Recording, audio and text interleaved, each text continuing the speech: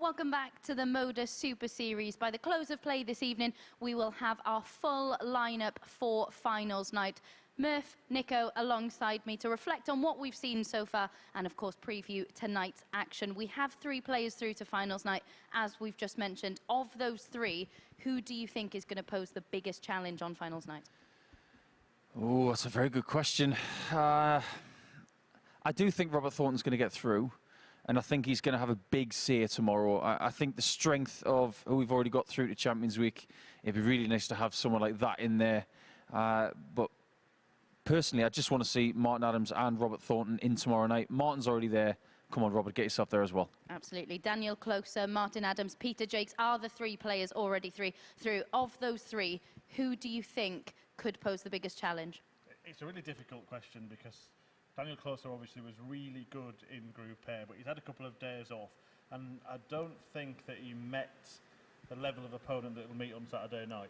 Obviously, he'll meet some of the players, or maybe one of the players that he played in Group A, but for me, Martin Adams, I just think, and it's strange because out of the 3 of them, he's probably the least likely in terms of what's happened this week. Peter Jakes only lost 1 match in Group C, but for me, Martin Adams is just someone who can turn up here in front of the crowd on Saturday and play his best stuff.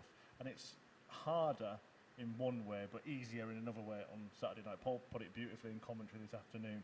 1 big win in the group stage, and then you're just 2 wins away from taking the title. Yeah, absolutely. In Group C, which came to a conclusion this morning, I think it's fair to say the level was quite consistent, especially with 5 of the 6 players. There was nobody who really took hold of the group and ran away with it, was there? I don't think so. I mean, you look at what Peter Jakes did and what Martin's done as well. It was a really strange group because only a week previous, Josh Payne won exactly the same amount of games in Group C as Peter, but we were waxing lyrical last Saturday about what Josh did. But it just doesn't feel like we're doing the same for Peter Jakes. It wasn't the same level of performance. It wasn't the same level of dominance. But he picked off the wins with the Yorkshire grit, which is what he said with you. And I think we've got to pay him a lot of credit for what he did. But ultimately, when you look at the table, Martin and Peter, looks like they did it easily, but it was anything but. Yeah, it's strange, isn't it? Because on Peter's performances today, you look at that and it was, you know, almost perfection over the course of the 2 days, but it didn't feel like that at all. No, it didn't. And he, when you interviewed him, didn't lavish purple pearls on himself either. He put it down to Yorkshire grit. He said he wasn't happy with how he'd been playing. I don't think anyone's ever missed 247 darts at double in a day and still won all the matches, and that's what it would have felt like for Peter Jakes today. So something to work with, but tell you what, if you can do that and still win all your games, and if you just sharpen up in that department, then the question you asked me before, there is only one answer to. Absolutely, and you guys mentioned in comms quite a few times about Peter Jakes' shirt and the fact that he was wearing a different one every day. He said he's brought 8 with him. That's a sign of a confident man. It is, especially when you're only playing 6 days. I mean, what was he going to do? Have a mid-game change? He's becoming the Peter Wright of shirt design, maybe, but it just goes to show that he's got a bit of variety, and he did say with you as well that he has a shirt that he will probably wear on Saturday night because he played well in that shirt. That tells me that he's a little bit superstitious. It's all right when it goes right. And it's a purple one as well, so that Peter Wright theme continuing there with that superstition. We'll move on to Group B now, which of course concludes this evening. Stephen Burton, we're going to start with him because he was our favourite to qualify at the start of play. He's currently rock bottom of the table. Do you see there being any way he can come through this group? Yeah, there is a way, and that's winning all of his matches. Possibly winning 3 of the 4 might be enough to get him through. But you know what, I think this is a really even group. Interestingly, that the majority of matches last night were 4-3. So despite the fact that one player won all of his matches and one player lost all of his matches, it's been really competitive. And if Greg Ritchie can win all of his games, so can Stephen Burton. If Stephen Burton can lose all of his games, so can Greg Ritchie. Absolutely. And Palmer, debutant, I saw you speaking to him earlier. What did he have to say? He really loved it up here. He felt very comfortable. You look at what Yanis Mustafiev's did over the last couple of days, and he didn't feel comfortable on day 1, but Ryan came up here and he said he loved it. And I don't think he feels much pressure up here because you look at the likes of Thornton, look at what Greg's done this week, and obviously Stephen Burton, who was one of the favourites to come through this group, he's played the underdog card really well. Yes, and only got the 1 win, but he had 2 4-3 defeats. He could have easily come up here tonight with 6 points, and I wouldn't count him out yet because he's full of beans. The one thing I wouldn't back him to do is make a cup of coffee, because he was trying for 10 minutes earlier, and I still don't think he's managed to get that done. But quickly, before we wrap up, your 3 players to make it through to finals night. I think Collins is going to make it. I just think he's got enough spirit to get himself over the line, and a great start last night. I want Thornton to get through, so that's completely biased of me. And he can't bat against the person at the top of the table, so it's going to be 2 Scots and an Englishman. Murphy, you agreeing yet again with Nico? I really want to oppose. Can you ask me first? Yeah, next okay, time? okay. But yeah, I think it's the same 3. Absolutely. Right then, we get underway at 10 p.m. Not long to wait. Come and join us on Sporty Stuff TV.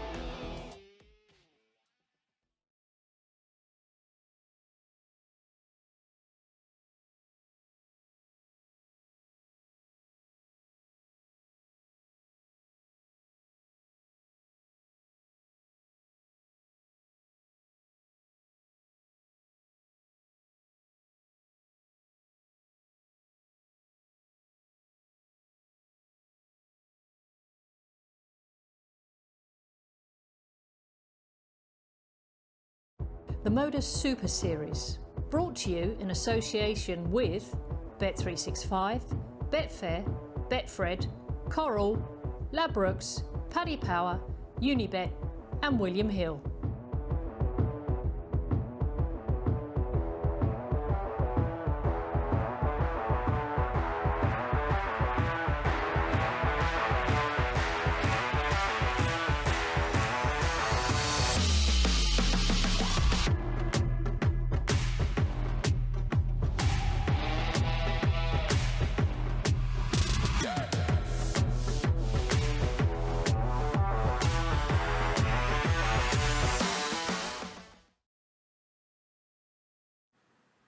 Good evening and welcome back to the MODUS Super Series. By the close of play this evening, we will know our 6 players through to finals night. Paul Nicholson alongside me to reflect and to look ahead at this evening's action. Of course, Daniel Closer was the first player to book his spot at finals night. Coming through Group A on Wednesday evening, we can see confirmation of that with the Group A table on our screens. Just quickly, Nico, how impressed were you with his performances from Monday through to Wednesday? Considering how much I knew about him coming into Monday, which was very little, I've been taken aback a little bit by him, and I expect from him now, there wasn't any pressure on him coming into this week.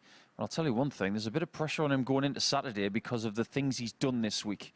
That was a great performance, owning the group, putting in the performance of the week, and the level of consistency is the thing that took me back the most.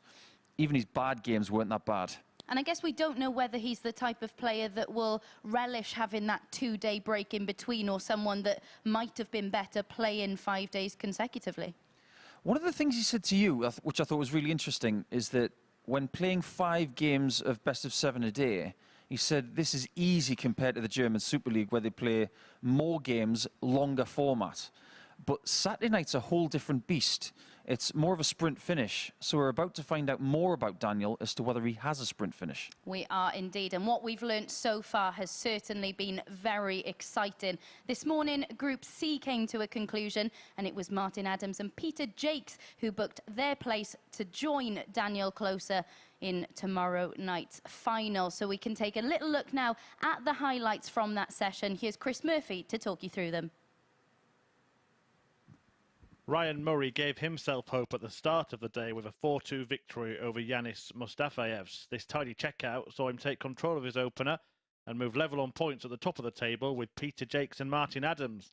It was Jakes who made the biggest strides, though. This 1-2-4 finish against Adams set him on the way to a first win of 5 that would see him win the group, losing just 1 match across the last 2 days.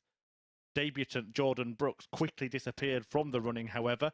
This neat 102 outshot against Mark McGeaney wasn't enough to prevent defeat to the Gladiator, who beat Brooks and then went on to complete victory over Murray, thanks to a brilliant bullseye rescue act, effectively ending Muzz Lightyear's chances of making it to Saturday and beyond.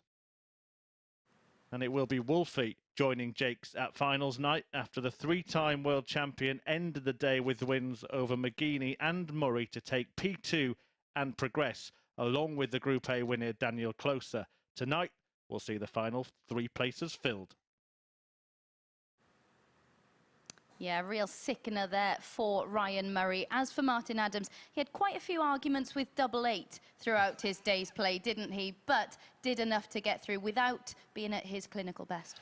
Just the mark of a champion, being able to do enough in a league phase and maybe saving his best for Saturday night. At least he will be hoping so, but you're absolutely right about that 8. He had a real tiff with it, but he has a score to settle with it, and maybe it will come good on Saturday. And we'll move on to Group B now, because that's what we're going to focus on this evening. Greg Ritchie certainly hasn't had any issues with double tops, has he? No, when he's leaving it, he's hitting it. 14 shots, 10 hits. But I hasten to say that Peter Jakes was better than Greg Ritchie on the doubling on Thursday in his Group C action. And today he had an absolute nightmare on the doubles. Greg will be hoping that that doesn't happen to him. But the double top shooting was so good yesterday from Greg that if he continues to leave it, which he will, if he continues to hit it, his invitation is going to be stamped to Saturday night pretty quickly. Absolutely. The first game up this evening is Ryan Palmer against Rob Collins. You spoke to Ryan, didn't you, before we got underway tonight? How confident was he feeling and happy to be involved, I guess? Do you know what? I think he's been waiting for this chance for a little while. And the way he's just come in, open-minded, loving the fact that he's got this opportunity. I like his attitude. I always have had. I just think he loves to play the game. He doesn't put himself under too much pressure, but he knows he's got ability, and he knows he can cause people problems. And I think he will cause people problems tonight.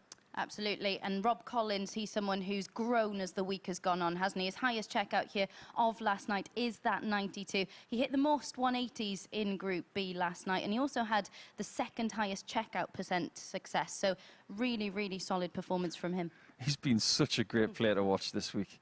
He's made a lot of people smile, and that's the gift that he has. He's trying his best to be the best player that he can be, and at the same time, without even thinking about it, he's making people laugh, he's making people smile, and he's not that far away from making another trip, a 7th trip to a Saturday night, and he hasn't won a weekly title. You never know, it could be this week. It really could be. Who will be smiling at the end of our first game then? Let's get into it. Murph, over to you. Thanks, Abby. Yes, Ryan Palmer against Rob Collins doing battle in the first match. What was the last match of yesterday's action? And it was a 4-1 win for Rob Collins, the only match featuring Ryan Palmer that did not go the distance.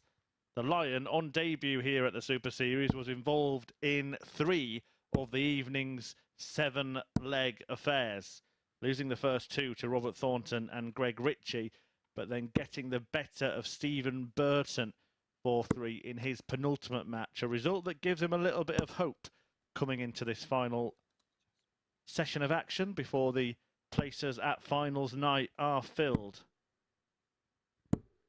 In the first leg, it's Rob to throw first. League table. Game on. Which we just saw as Charlie Corsafine gets the action underway. Ryan Palmer is in 4th place. A win in his opening match would see him go level on points with Robert Thornton in 3rd. We do have 100. That classic Group B table scenario where 2 points separate each position. 8 for Ritchie, 6 for Collins, 4 for Thornton, 2 60. for Palmer, and nil point for Stephen Burton. We had a little chat, Paul Nicholson, on the YouTube channel when we were discussing whether Burton could turn things around. But what do you think about Ryan Palmer's chances starting on 2 points tonight? I think there's a lot made of the top 60. 3 maybe qualifying tonight, and the opportunity for one of the pre-group favourites to maybe turn things around. Ryan is almost the forgotten product in this group.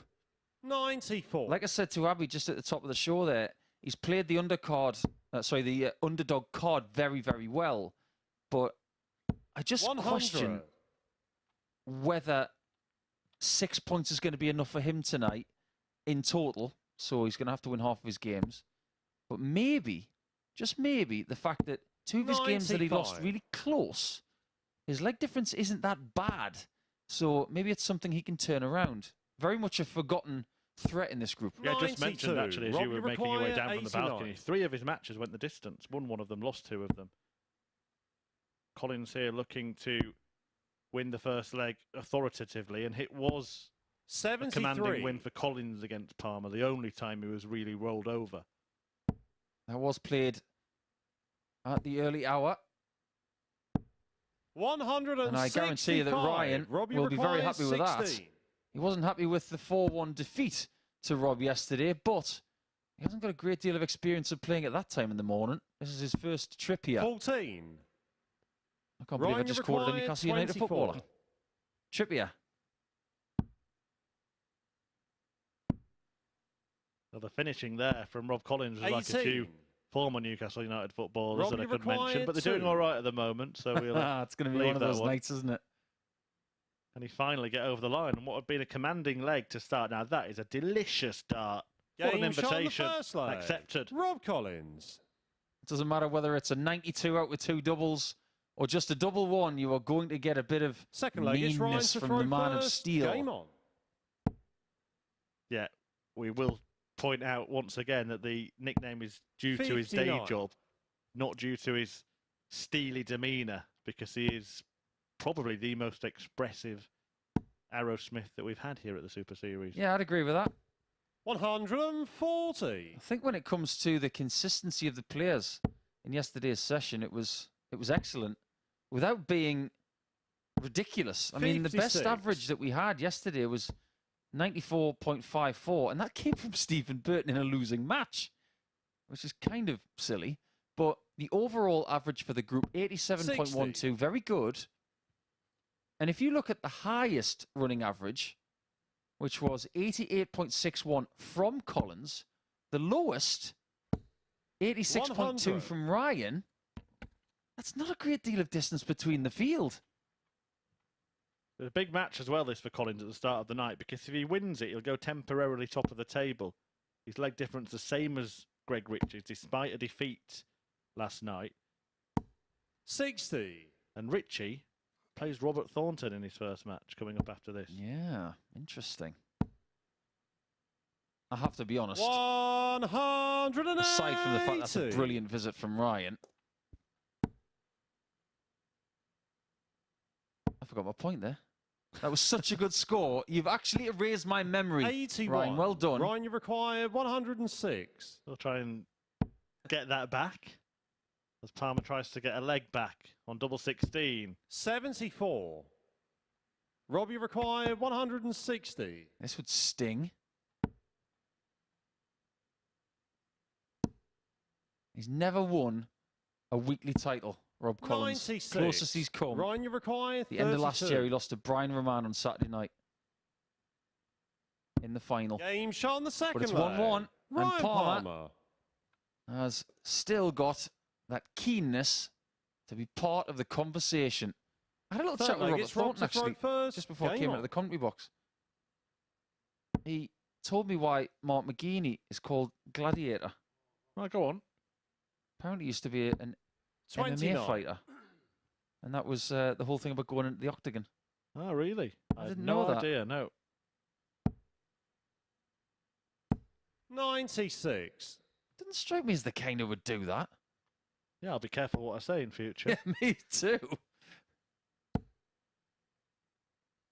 Well, didn't Rob Collins used to be a boxer? 83. I mean, I can see that. Yes, but that information came from our referees and from Abigail Davis. 41. They found that out, and trust me, when you shake hands with Rob Collins, you're shaking your hand out, just making it loose again. He has got one strong grip. 100. Hopefully he doesn't grip the darts that tight, or they'd never leave.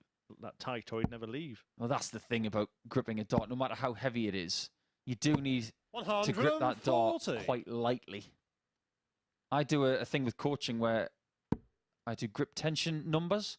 So 10 is when you strangle it as hard as you can.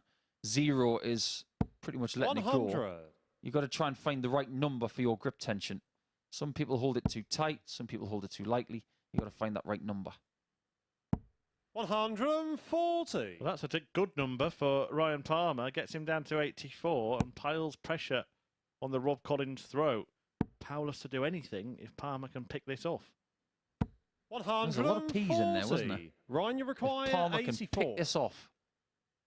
Perfect enunciation there from Murph.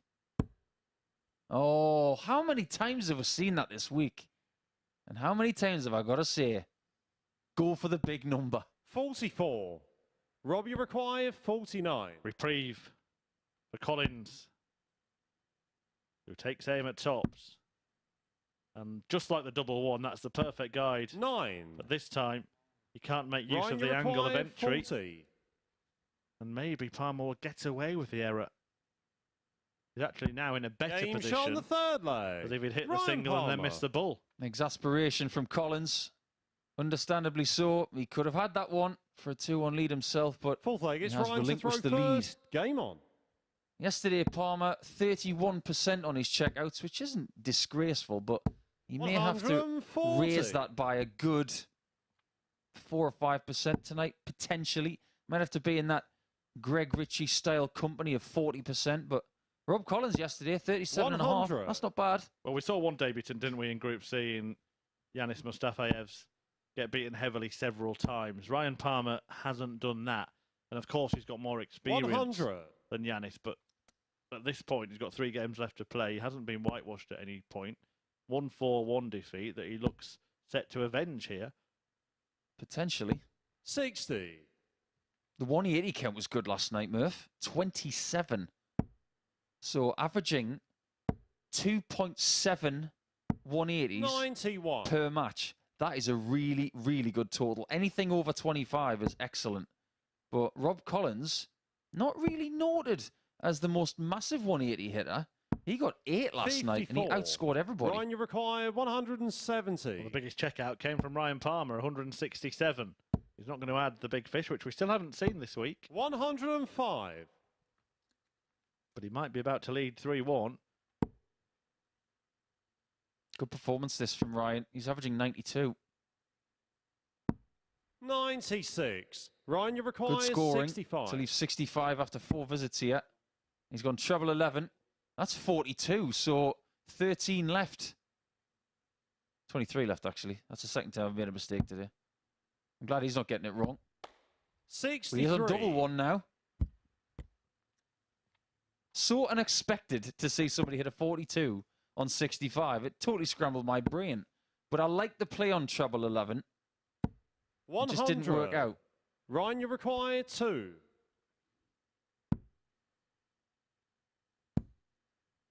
Only one way to go on this one. No score. And that's not Rob, the way. you require 91. Choices though for Rob Collins here. Could be aggressive treble 17, could be safe go for bull.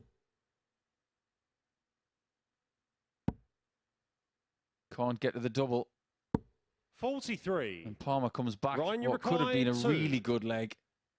Now he just wants to get in the bank. Doesn't care. No Oh, score. but a bad dart from Ryan. I think it may have Rob, slipped you out of his require hand. 48. What an invitation for Rob Collins. Keeps giving him chances, and sooner or later he's going to start taking them. 8. But not yet. And he can't quite believe it. How Ryan, much closer can you require get? 2. They were going in the last couple of days, but not right there. Now, does that big miss on the previous visit infect the mind? No score. It has. Yeah, it's all panic from Rob, you Palmer, isn't it? require 40. Palmer needs to get calmer. Collins needs to get clinical. Let's get Game clinical. shot on the foreplay. Clinical. Rob Collins. There it is. A very unusual leg. 1 in 24 darts. Did he go there? Did he really go there? 5th leg. It's Rob to throw first. Game on. Been a long week, Murph. Can't believe I just sang a song by Olivia Newton-John. 139. Well, it was Charlie who started it, wasn't it, earlier this week? You mentioned it in commentary yesterday, the changing of songs into darts themed stuff. Maybe that could be a topic for 140. an idle Tuesday afternoon one week. Yeah, why not? I was going to say something else in the previous leg about There's No Other Way. 11. Wasn't that the Happy Mondays? I don't think it was, There's you know. no other way. Might have been, but I've No got a feeling it other wasn't. way. 140.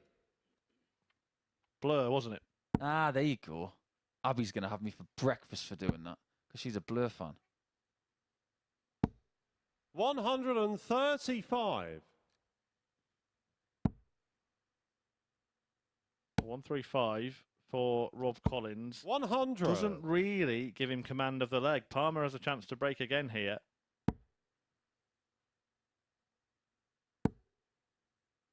And Collins had a 90 average yesterday against 60. Ryan Palmer. Ryan, you require He's a good 15 121. points behind that right now. Whereas Ryan's averaging very similar to what he did yesterday. 96. He almost gets his Rob, you require first Tom Plus checkout of the night right there. 156. The problem here for Ryan Palmer is everything keeps getting awkward. And missing the ball has left it awkward again. 25 when he comes back. 100. The way it's been going, I'll Ryan, probably you plant require one in 25. the treble 9 here. No danger of that with a dart like that. But it's getting 21. tricky again. Could soon be back on Rob, that you double one. require Might not even get 56. the chance. Collins is being given an invitation. Game to shot on 2 the points. 5th leg. Rob Collins. He can't believe it, really. If you think about where he is in the table, 6 points, and he's not that 6th far leg, it's away Ryan from to throw qualification. first. I reckon Game if he on. gets 2 wins tonight, he's going to be safe.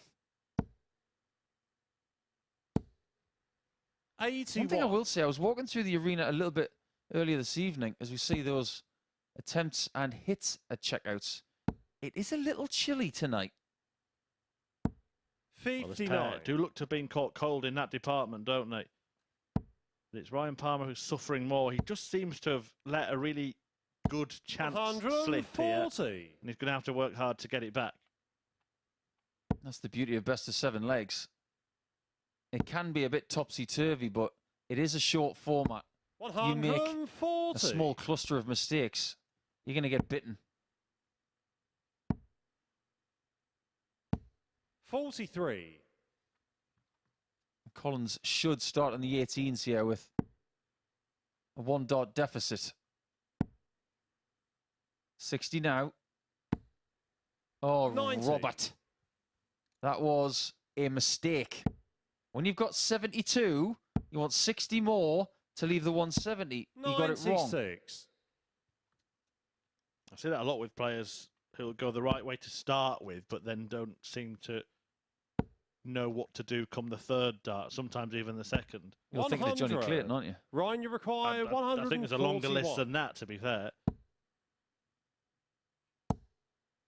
However, Rob Collins is going to have his 42. first chance of winning the match. Rob, you require For 2 more 112. valuable points. And look at that expression. One of get it done. Oh, look how close that is to a shot at double. 100. Well, Ryan, you require ice cream 99. shot here for Ryan Palmer. Put a flake in it. Now At the for top. Yeah, now the toppings. 59. Rob, you He'll hit require that double 12. hundreds and thousands of times. We could only manage it once then. Game, And Collins shots, keeps his cool and the match. and gets Rob over the Collins. line. A 4-2 success for Rob Collins. Back-to-back wins for him against Ryan Palmer. One at the end of last night and one at the start of this evening. It wasn't the brilliant display that we have come to expect from Collins of these Group B sessions. Both players missing bucket loads of darts at doubles, and Ryan Palmer will feel that that is a game that slipped away from his grasp. Is his chance of qualifying slipping away? We'll find out. Robert Thornton looking to pull clear of him, and he takes on the so far unbeaten Greg Ritchie next.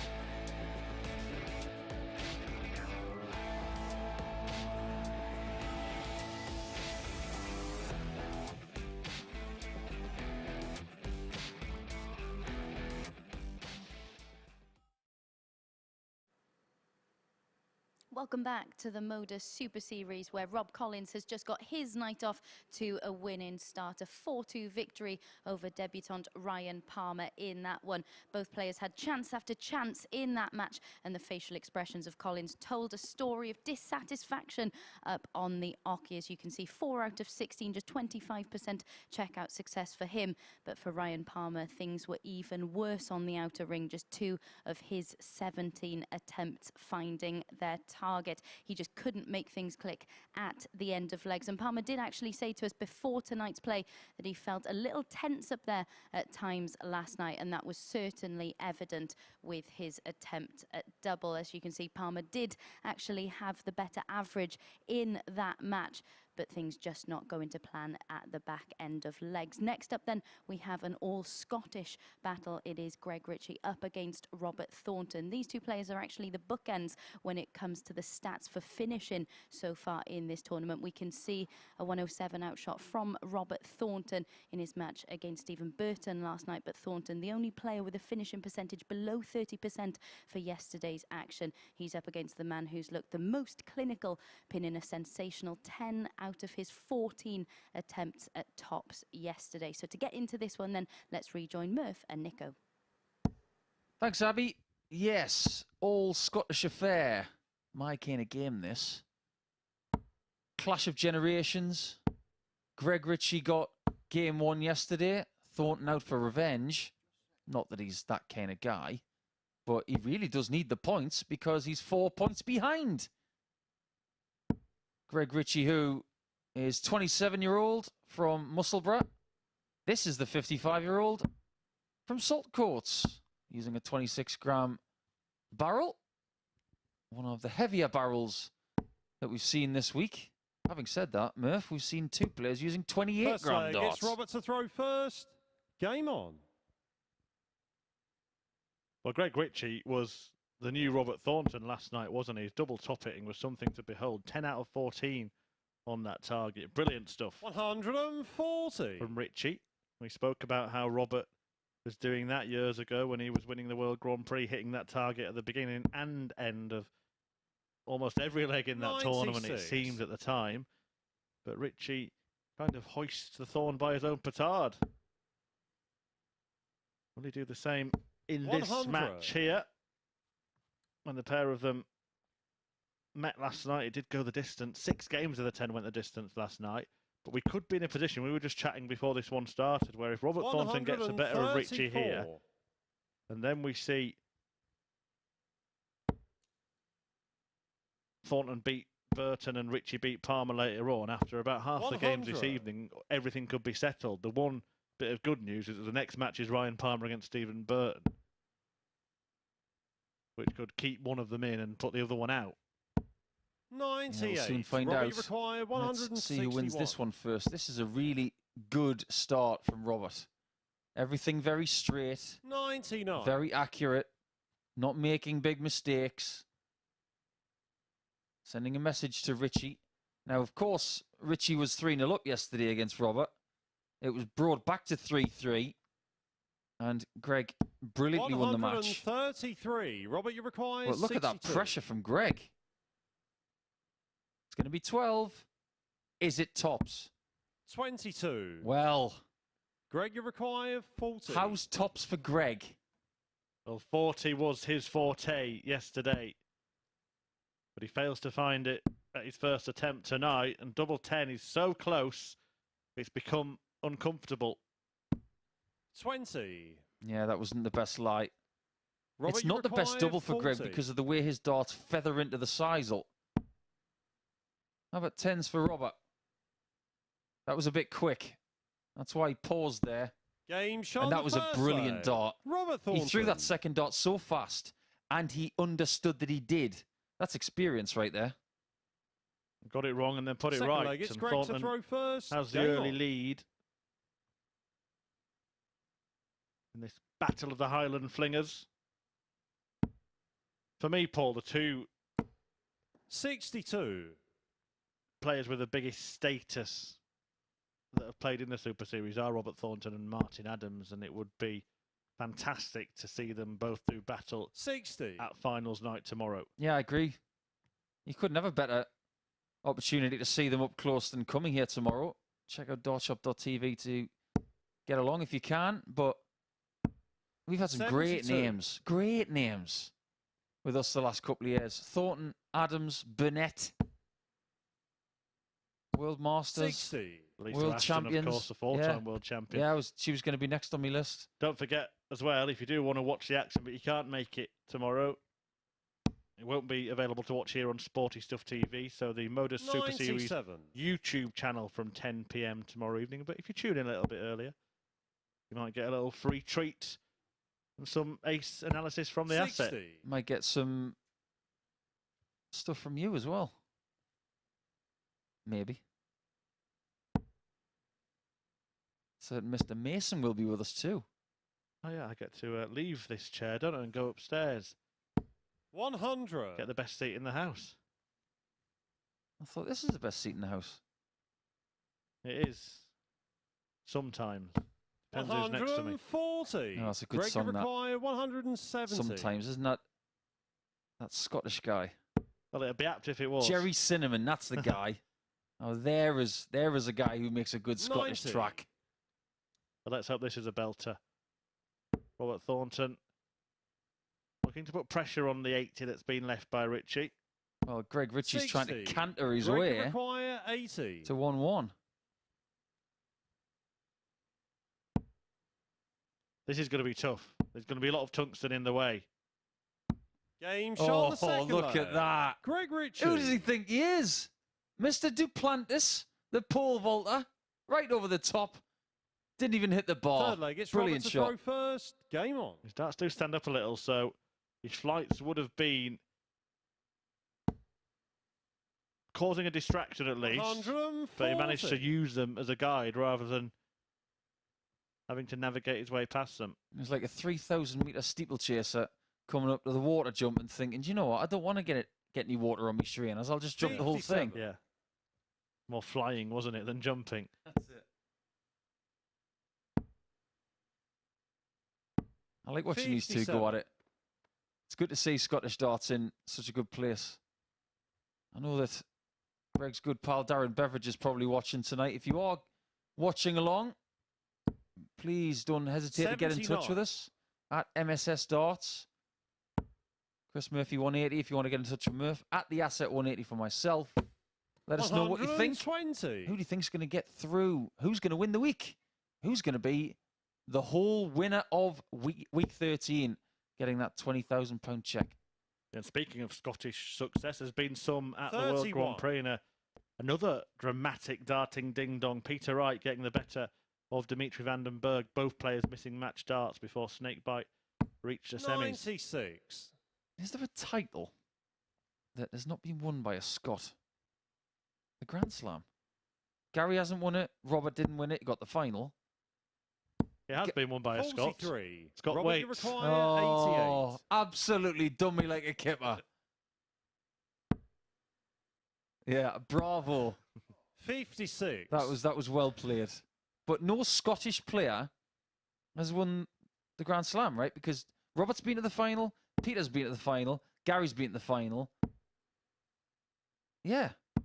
58. Make you right. Robert, you require He's the only Scottish player to 32. have won the Grand Prix. Game shot on the third leg. Will he be winning Robert Thornton. the Super Series? A little share of a smile there between himself and Greg Ritchie. Fourth leg, it's One Greg thing to throw Robert does first. have in his Game lockup on. is around about a year ago, he won a phase.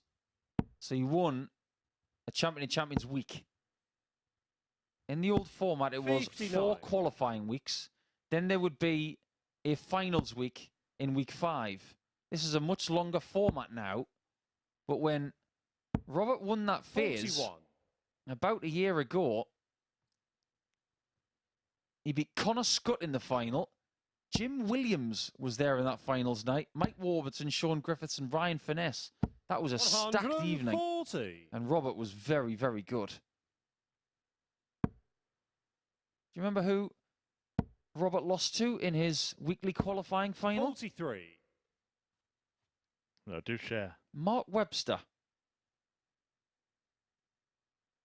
I do remember that now, actually, yes. Another week where we had a few 92. high-profile players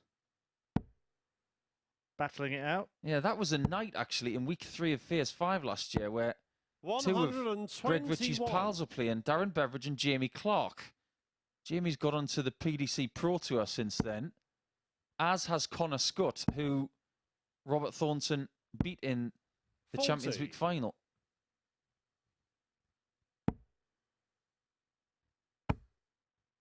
One of the things missing from this week, 100. a 170 checkout. Greg required 170. Over to you, Greg.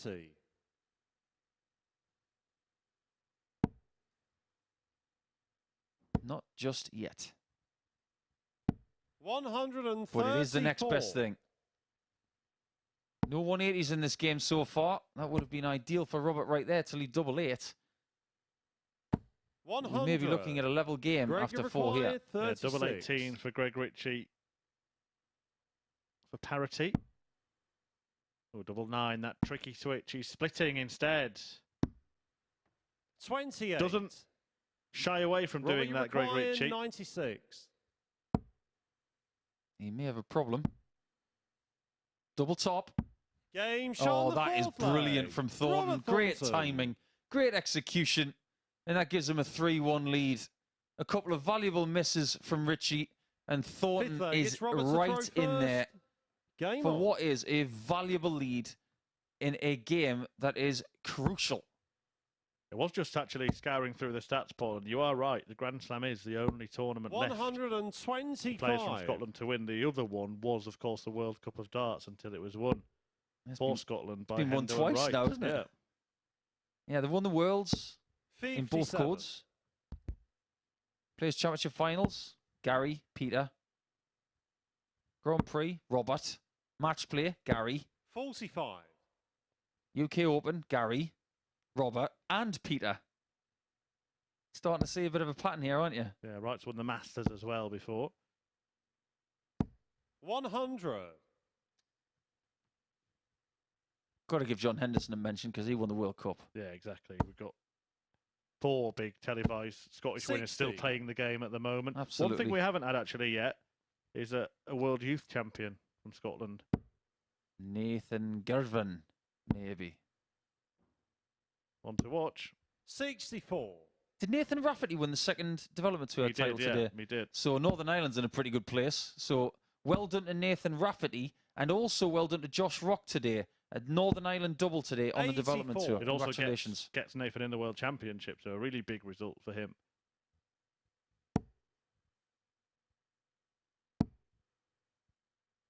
Robert is 81. in a very good position now. 6 starts from here to get 2 valuable points to take him to 6, which would be 2 points behind Collins and Ritchie, but 91. vitally 4 points ahead of the 2 people at the bottom. Just taken out 96, Robert Thornton. Looking to double down on that checkout.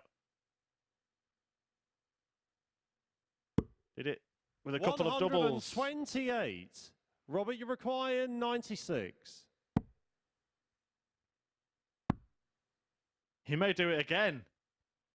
Game Oh, shot, there is and nothing the match. sweeter Robert than a repeater Thornton. for Robert Thornton. A brace of 96 checkouts, both finished with a double 18 and a double top. Brilliant stuff from the Thorn to thump Greg Ritchie and inflict the first defeat on his fellow Scot. A convincing one as well for Thornton, who puts himself right up there in that race to qualify for finals night.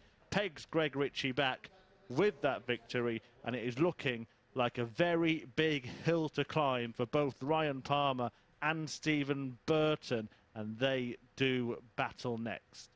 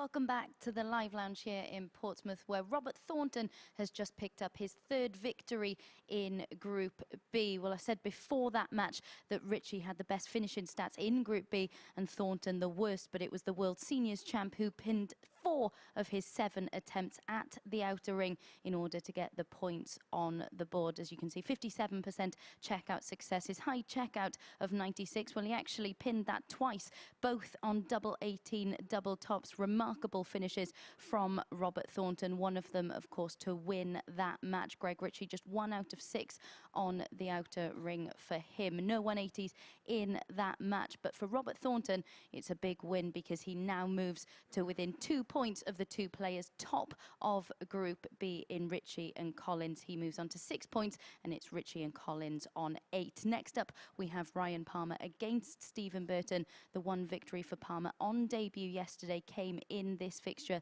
It was a 4-0 whitewash in that one. Here we can see Palmer in action with his biggest checkout, and the biggest checkout that we saw yesterday, the 167 in his game with Robert Thornton. But his finishing is going to need to be more like that if he's to get a second win over Stephen Burton, because he lacked a lot in that department in his opening match of the evening. As for Stephen Burton, well, he was one of our favourites to top Group B coming in to yesterday's session. He's currently looking for his first points in the group. Can he pick them up here? Let's find out in the company of Murph and Nico. Thanks, Abby. Once again, Palmer flipping the script a little bit today. He's got the early shift. He had to wait until match 3 for his debut yesterday. He's playing match 2 in match 3 today. Whereas Stephen Burton is making his debut on the Friday here in game 3. And it's a bit of a desperate situation for the 34-year-old from Ipswich. If he doesn't win all his games, Murph, it looks like he's going to be going back to Ipswich first thing in the morning. Yeah, it will be curtains for Burton if he loses this one, but Abby mentioned it, a really good result for Robert Thornton. A really bad result for this pair, wasn't it? They wanted Greg Ritchie and Rob Collins to pull away, and then Thornton, Palmer and Burton fight it out for the final spot. Instead, it is going to have to be throw first. A mountain scaled by one of them. And I would suggest that whoever loses this match is going to be out, if not mathematically, then all but, because the winner of this game could get to 8 points. The loser of it could only get to 6. Yeah, I agree. I can see Robert Thornton getting more points tonight. 60. So in game 3, we're talking about people getting the guillotine really quickly. Which is the brutality of the group. That's what BPAP stands for. You know how they used to in cricket have when you had a duck and it would walk across the screen? Do you remember that? 60. Yeah. For a moment there, I thought you didn't know that. So I reckon. I was just starting to wonder where you were going. Oh, I reckon when somebody's out, I think we should have something on the screen where the guillotine just comes down and it chops their name in half and say, right, he's out. Or they're out, sorry. 100. It's official, Paul. You are quackers. I've known that for years, and so have you. You've put up with me for 10 years. Who's the fool?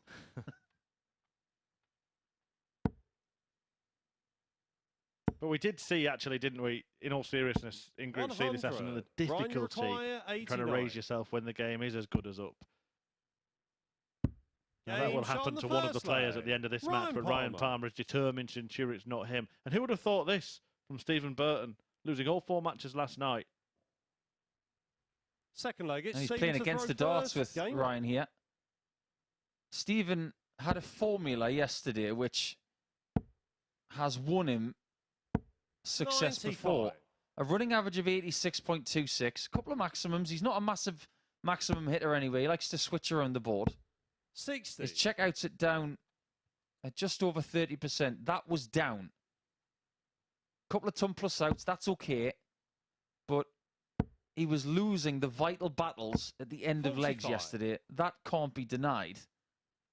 Yeah. If you think about some of his results, I mean, he lost 4-2 to Greg Ritchie. 80. He had chances there. He missed 7 darts at double. He missed 5 against Rob Collins, but that was a higher class encounter. He lost 4-3 with the better average, and in fact, it was the best average of the night. And out of all the players in this group, yes, Palmer is on his debut, but all of the other players have now played at least 100 matches. The last game was Greg Ritchie's 100th match of the Super Series. Stephen Burton has got the highest win percentage of any of them.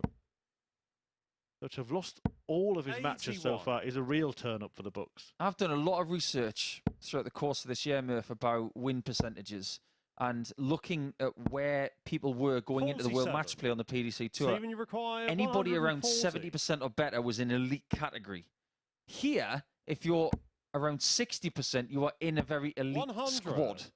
And Stephen Burton is up there with the best in win percentage. He's the closest to it. Even after losing all 4 games last night, he's still slightly better 45. than Robert Thornton on 57.63%. Robert Thornton 57.41. 20. This has been a bit of a problem for Bertie. Missing visits at doubles, not just darts at doubles, but visits. 58. What's more, Stephen, you he's require usually 20. really clinical. And that's missed by quite some way. Oh, it's a really good kiss off that second dart. Stephen Burton. So he is level eventually, but he's not going to feel 100% comfortable with the way he won that Third second leg, leg. it's Ryan to throw first. Was it the kiss of life for Stephen Burton? Because something needs to happen for him to awaken. 60. Abby asked us at the top of the show who was going to come through this group. We said Collins, Ritchie and Thornton. 100. I suppose our hunch is getting a bit more capitalised. If Robert Thornton wins his next game, 100. that is against Stephen Burton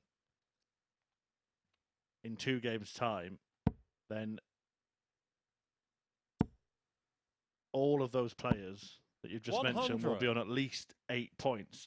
And that is already the maximum amount of points that either of this pair can get. Yeah, I 43. follow what you were saying in the previous match. I think we're going to be done and dusted by the halfway point. Because Greg Ritchie's playing Rob Collins after this. One of those players is getting to 10 points. Whoever wins, that's going to be 123. safe. And then if Robert Thornton beats Stephen Burton, by the time we get to Ryan Palmer and Greg Ritchie, it's pretty much done, isn't it? 180. One of these players can stay in it. One of them is going to have to return to the stage a couple of times knowing 134. that they have no chance. Ryan, you require 118. 60 needed. 60 not found. 58. Meaning Stephen, Burton has got 44. Motown.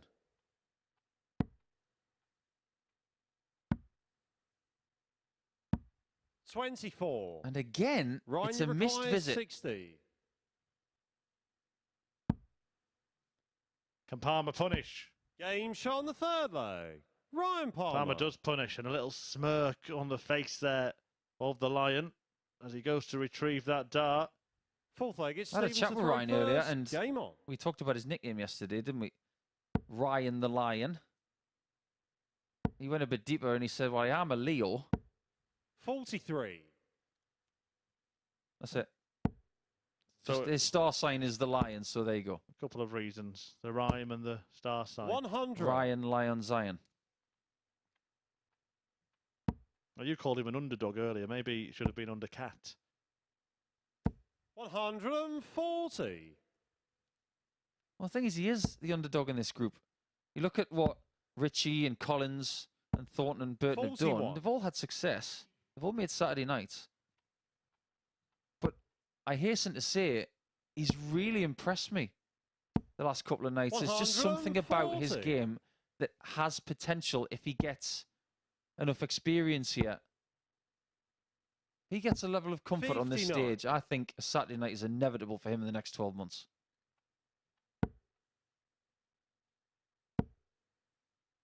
That remains to be seen, and it's not out of the 58. question yet, although it is already a long shot for either of these players to make it through. Burton looking to level when he returns, but he's already squandered 131. 7 darts at double in this Stephen, you game. require 120. Ryan Palmer, he's 2 from 2, and Burton is not going to complete the Shanghai shot here. So we may well 50. see the fish for the first Ryan, time. you require 170. Broken line. 78. What a good recovery. Stephen, you require 70. Well, you wouldn't fancy Burton to take this out based on what we've witnessed so far. 50. Ryan, you require It's starting 92. to get to him a little bit, and I don't blame him. It's getting a bit irky. Bullseye. 67. Boy, that was close. Stephen, you require 20. That was very close. Game shot in the That's in. fourth leg. Stephen And Burton. it's all square, and we're still none the wiser. Now, it's an interesting complexion, this game, because obviously it's Stephen's first Fifth leg, outing it's Ryan to throw of the first. evening. So Game although on. it can only put him level on points with Ryan Palmer, he'll be in a better position because he has more games left to play. 180. One of the things that I've looked at with Ryan's game as well is his action is quite snappy. You look at 95. his left elbow coming through, it's got a lot of speed. Look at that snap in that elbow there. When he gets the timing right, the 59. throw itself looks quite smooth.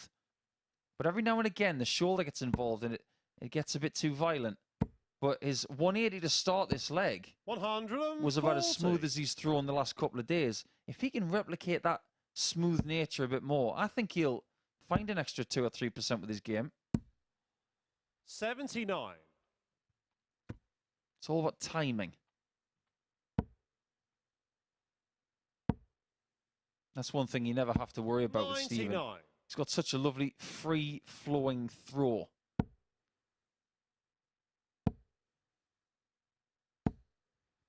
$60. Stephen, you require 167. 167 on offer here. Not going to hear game shot from 99. our senior referee, Ryan, you Charlie require Costerfield. 123. How about game shot now on the ball again? 98. He's had another close call Stephen, you on the require button. 68.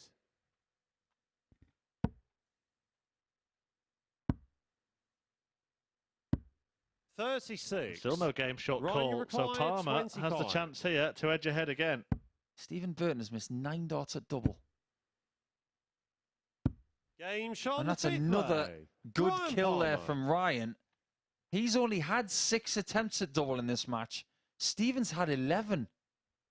Sixth leg. It's This is Stephen where to this throw match has first. been won and Game lost on. so far. Realistically speaking, I don't know how you feel about this, Chris, but Stephen could have won this by now. 180. Burton opens his maximum account.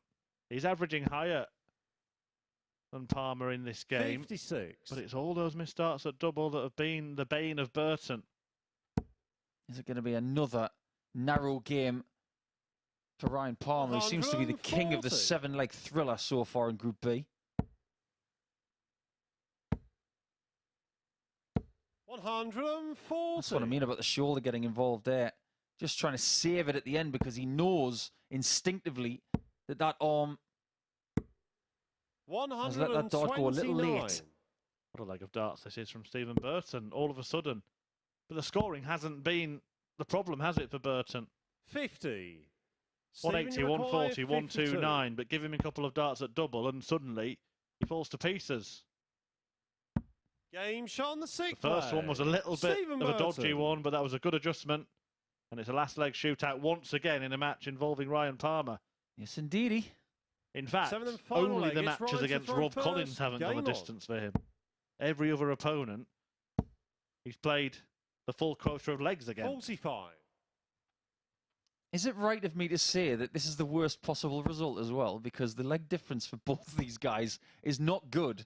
And 140. what they needed was a win, and a big one. And the fact that Stephen Burton's leg difference is -8, Palmer's is -6. And the next 83. worst is +2. And that's Greg Ritchie at the top of the table, pretty much. Yeah, they really needed Ritchie to beat Robert Thornton, didn't they? 60. They were already coming into the night asking for favours. They didn't get any. And now they haven't done themselves many either. Well, let's turn things around, Murph, because what result 99. does Robert Thornton want? He wants Burton to win, because that stops Palmer getting to 4 points, and it keeps that 4-point buffer. 81. Yeah, I think that's right, particularly because of the order of games, because his next match is against Burton, so you can kind of let Burton wipe Palmer out and then wipe Burton out himself. 140. Absolutely, yeah. It's like a hit list, isn't it? You do him, I'll do you.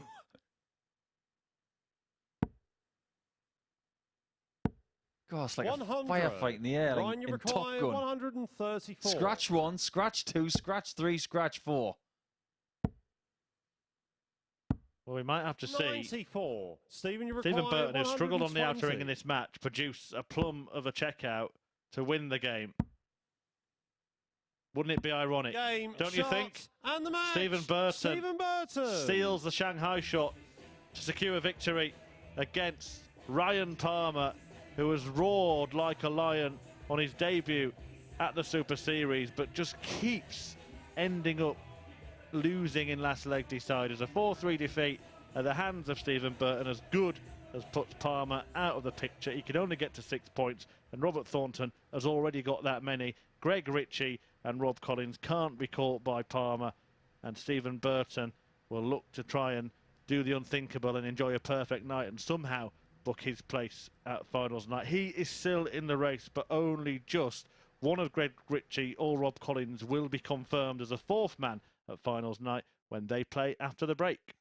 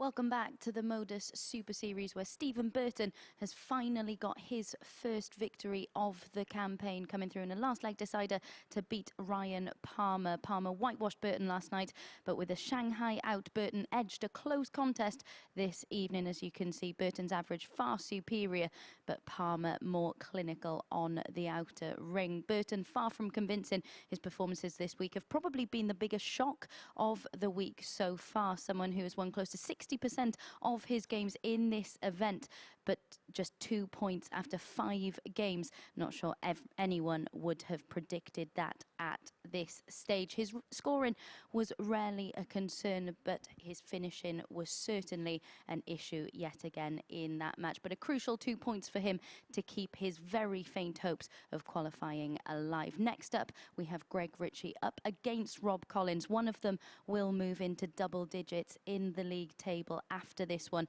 and confirm their place at finals night tomorrow evening. So this is going to be a real big one in the tussle for top spot. Let's rejoin our commentary team of Nico and Murph.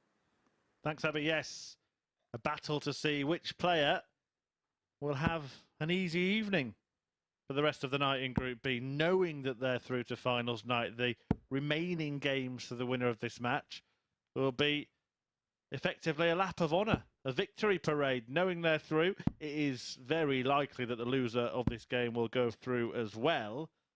But you want to get the job done as soon as possible. And Rob Collins got off to the best possible start tonight with that 4-2 defeat of Ryan Palmer. Palmer since beaten by Burton and in a lot of trouble now, almost out, as good as out, and will be if Robert Thornton beats Stephen Burton in the next game. In fact, if that happens, so will Burton be, and all will be sealed after just 5 matches tonight. First leg, it's Greg to throw first. Game on. We're still going to have loads of fun, even if that happens, but you never know, that maybe there's a twist in the tail. Yeah, well, the twist, and we said it at the start of the night, when we had a little chat on our exclusive YouTube 82. show, 10 minutes before the main show started on Sporty Stuff TV, we had a little natter at the MODUS Super Series YouTube channel, and one of the things that we said was that 60. the players were actually pretty evenly matched last night, despite the disparity in points on the board, and it's very possible that Ritchie could lose all 4 games tonight and Burton could win all 4 games tonight. 60. That's probably one of the only scenarios left. I can see Rob Collins getting at least one more win, whoever that's against.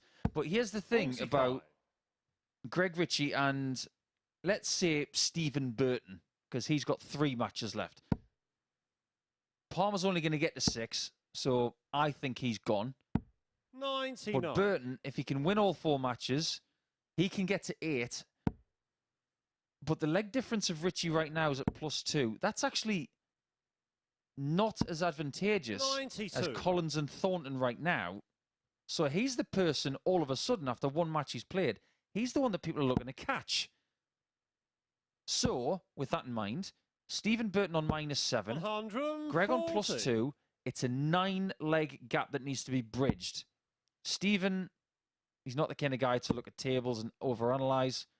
But what he does need to do is win matches by margins and hope that Greg Ritchie goes backwards. It doesn't take as much as it sounds. That we'll come on to it in a second. Game shot on the first. It's a double finish from Greg Ritchie, who was brilliant with his finishing last night, and in this match, he's 2 out of 1. It's the old triple lipstick, isn't it? Second leg, 60 tops and 10s. Game on. Yeah, the point that you were just making, it only takes one player to keep winning by 2 legs and the other one to keep losing by 2 legs, and that 60. advantage is wiped out completely. Now, if you think about the fact that Stephen Burton's last match is against Greg Ritchie, he could really use a Rob Collins win here 29. and get within touching distance of Greg by match 9. Anything's possible. It's one of the strange little features, isn't it, of round robin darts of the 99. Super Series setup, that you often get scenarios where there are games involving 3 players, 2 of them on the stage and 1 needing a result in the practice room. Yeah, we're not talking about a 9-dart shootout, 140. which involved 3 players a few weeks back. Yeah, a moment of history here at the Super Series. That was on the Saturday night here at the Live Lounge in Portsmouth, and you can be here as soon as tomorrow. Head to dartshop.tv to get your free 100. ticket.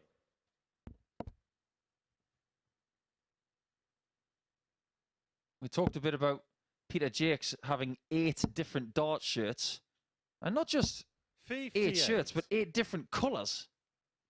Greg Ritchie has had the same colours all week. I believe he's a Hibernian fan. Maybe that's where the whole green and white thing comes. Yeah, that's where the cabbage thing came from yesterday. 85. I'm not going into that again. Well, this is the full-on Superman Man of Steel dart shirt by Rob Collins. And I actually heard today some really good news for people who like that movie, because 89. Henry Cavill has signed up to do a sequel. 157. I can't hide my excitement. Honestly, Chris Murphy looks like he's just made a chess 91. move. I was thinking about the cabbage thing still. It's actually one of our good friend and colleagues' favourite joke, isn't it? Mark Webster's favourite joke involves a cabbage. I'm not going to say it because it's actually the punchline, so I'll leave that and tease it out another day. 66. You'll have to tweet Mark Webster, social media, at Webby180. Tell us your favourite joke. Tops for Collins. 46. Almost sounds like a cocktail, doesn't it? 65. It's a Tom Collins. But this would be toxic for Collins' chances. Tops. Game And shot Ritchie's at it again on tops. Greg Ritchie. He's hit it twice in this match. One to finish a leg and one to approach a finish. We keep trying to paint the pictures for the permutations, but every result is not good Third leg, it's Greg to news throw first. Game on. for the players chasing the top 3. We have got a bit of a peloton at the top of the table, and the chasing pack 137. the chains off. Well, already the worst outcome here for Ritchie is a 2-leg margin of defeat, and that's not good for Stephen Burton trying to catch up, is it? 60. It's almost like we need Jon Snow to walk in here and try and talk about the swings. But this ain't no politics show, this is darts. Yeah, we'll talk about the swings in a roundabout way. 54. Not a group that seems to be seesawing, though, Paul. No, it doesn't. Seems pretty academic at this point. 180. But have you noticed so far that Collins seems to have lost that intensity? He's not squeezing the lemon for all it's got tonight. He seems to be playing quite relaxed. Yeah, maybe he feels like he's already through. And it's difficult to avoid having a glance at the league table and looking at things. You know, Group B is a group where you've got more chance of qualifying than not qualifying before a dart is 100. thrown. 3 players Required, from 5 progress. That's more than half the field.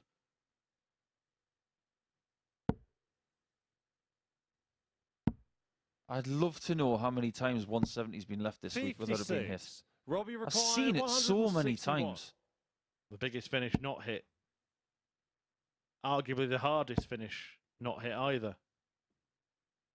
Do you subscribe to that 161 being the hardest? Yeah, I would actually. 167 or 161, definitely the 2 hardest finishes to hit.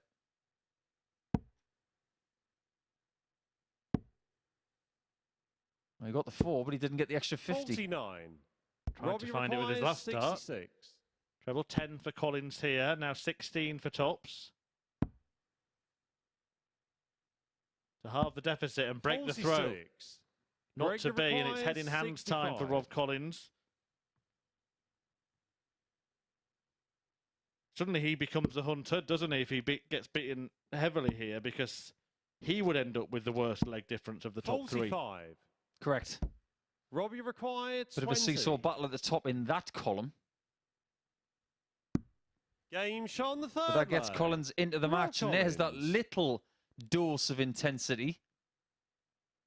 Looking back at the scoreboard just to see who throws first right here. Yeah, you made the point of the lack of intensity. I would now say maybe it's even a lack of focus from Rob Collins, not knowing where he was in the match. Yeah, what I would do if I was his caddy or someone who could give him a bit of advice is maintain that intensity until you are rubber stamped for Saturday night. The last thing you need to do is lose your spot 42. towards the end of the night.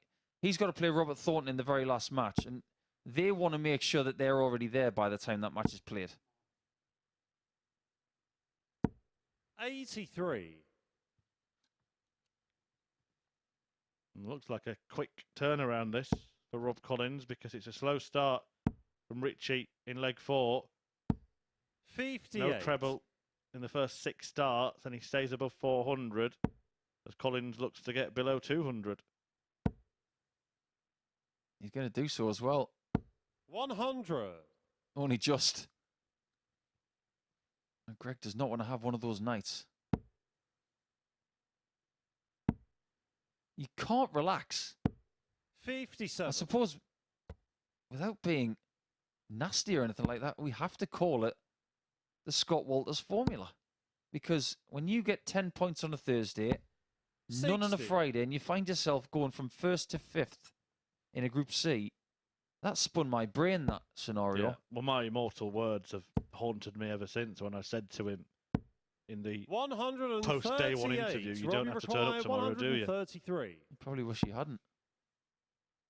Might have had a better chance. Again, I didn't mean that 61. facetiously. It was just one of the strangest days of darts I've ever witnessed. Is Collins about to pull level? Or can Ritchie pile on the pressure? Try to make him miss. 52. No, you can't Robbie requires literally 72. do that, but you can squeeze your opponent. No pressure, though. Game shot. And no problem for Rob Collins. Rob Collins. Things are getting a bit more precarious here for Greg, who apparently is called Fifth the leg, egg. it's Greg to throw first. Game on. Yeah, I forgot about that. You were the one who coined him that To be honest, from Twitter yesterday, wasn't it? That question posed on social media That at got MSS so Darts. much in the way of 27. replies. The biggest engagement we've had for a while. I think you've got a lot of fans out there, Greg. Some of the replies are absolutely abysmal. Come 59. on. You've got to be more inventive with these things. Someone actually said that he should be called gregarious. Not subscribing to that at all. Sorry. 134. Surely we're not going to do this again. Why not?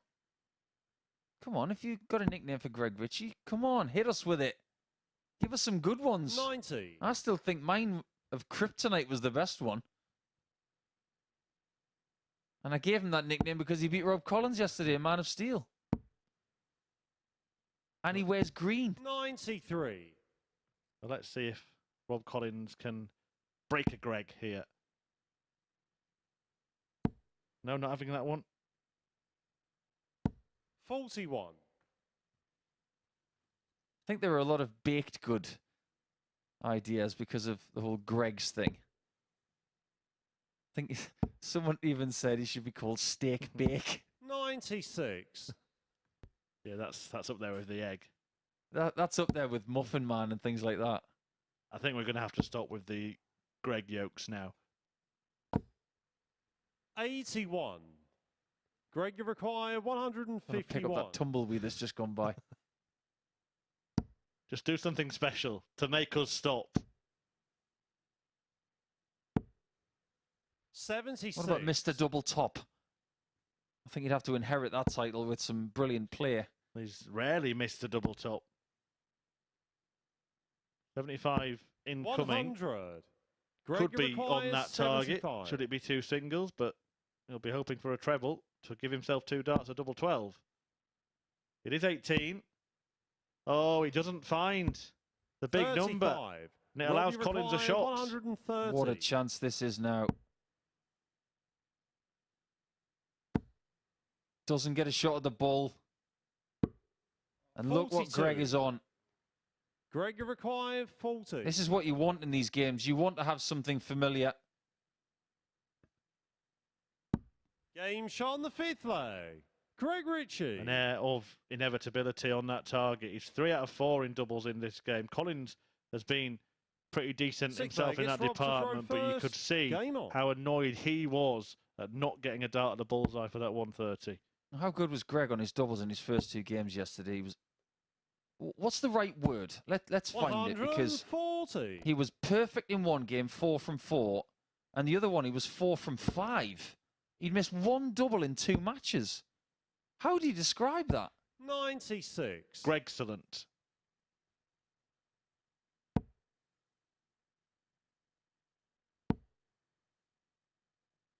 Are you trying to say that's his new nickname? 100. Gregcellent. Well, surely he doesn't want to get robbed in this game. Well, Collins will be feeling like it's him 43. who's been burgled, won't he? Because he was on the comeback trail and felt that Ritchie was there for the taking. 180. Rob Collins has got 3 maximums in this game, and he is 3-2 behind. But it's looking 57. Rob, you require very, 81. very good for 3-3 to go the distance for the 2nd consecutive match. 41. Now, is this a good result so far for the bottom 2? I'm not so sure it is. What they wanted was someone to get absolutely whacked. Yeah, nothing's gone right for that pair at the bottom. 122. Even a win was Rob, a you kind of require 40. hollow one for Stephen Burton because he only won 4-3. Game shot on the 6th. And this one's going Rob 4-3. Collins. Well, now you've got to say, based on the leg difference alone in the Final table, leg. It's Greg to throw that first. Palmer and Game Burton, on. more specifically Stephen Burton, could really do with Rob Collins winning this leg, because he's on +7, Ritchie's on +2. He wants the person on +2 to 100. lose to go to +1. Correct. But Greg Ritchie has the darts in this decider. He started pretty well with a ton. 100. He's had 7 ton-plus throws in this match, 3 140-plus shots, no 180s. The scoring's actually been quite 78. evenly matched. But 1 treble visits really are very welcomed in situations like this. 2, or even 3, 140. get the red carpet. Yeah, and that's after a little slip-up. It was a 1 treble visit from Greg Ritchie, but it was a score of 78, having only found a single 5 with his first start. Now he needs a 2 treble turn in 99. response.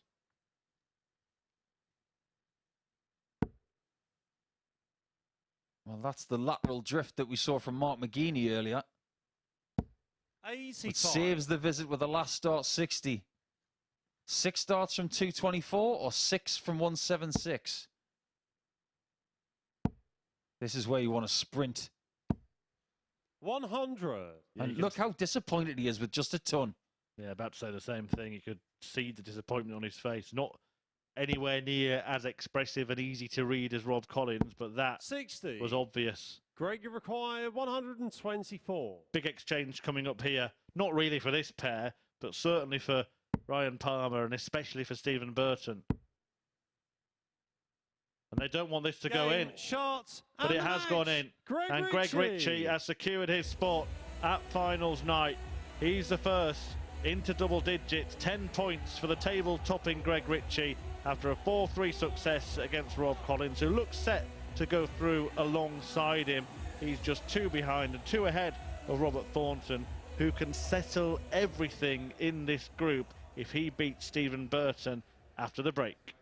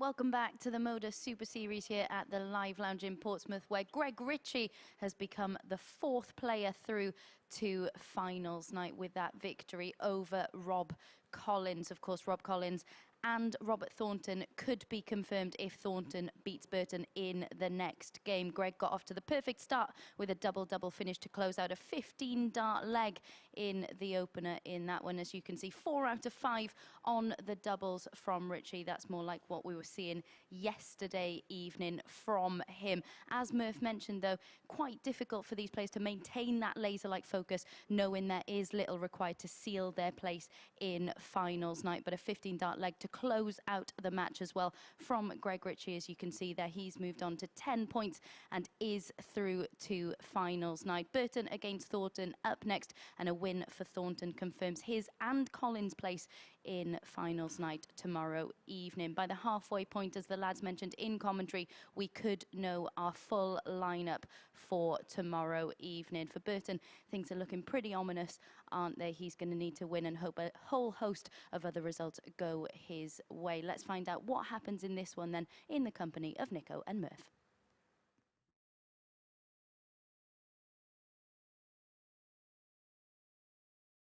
And it will mean that Burton and Palmer will have too much left to do.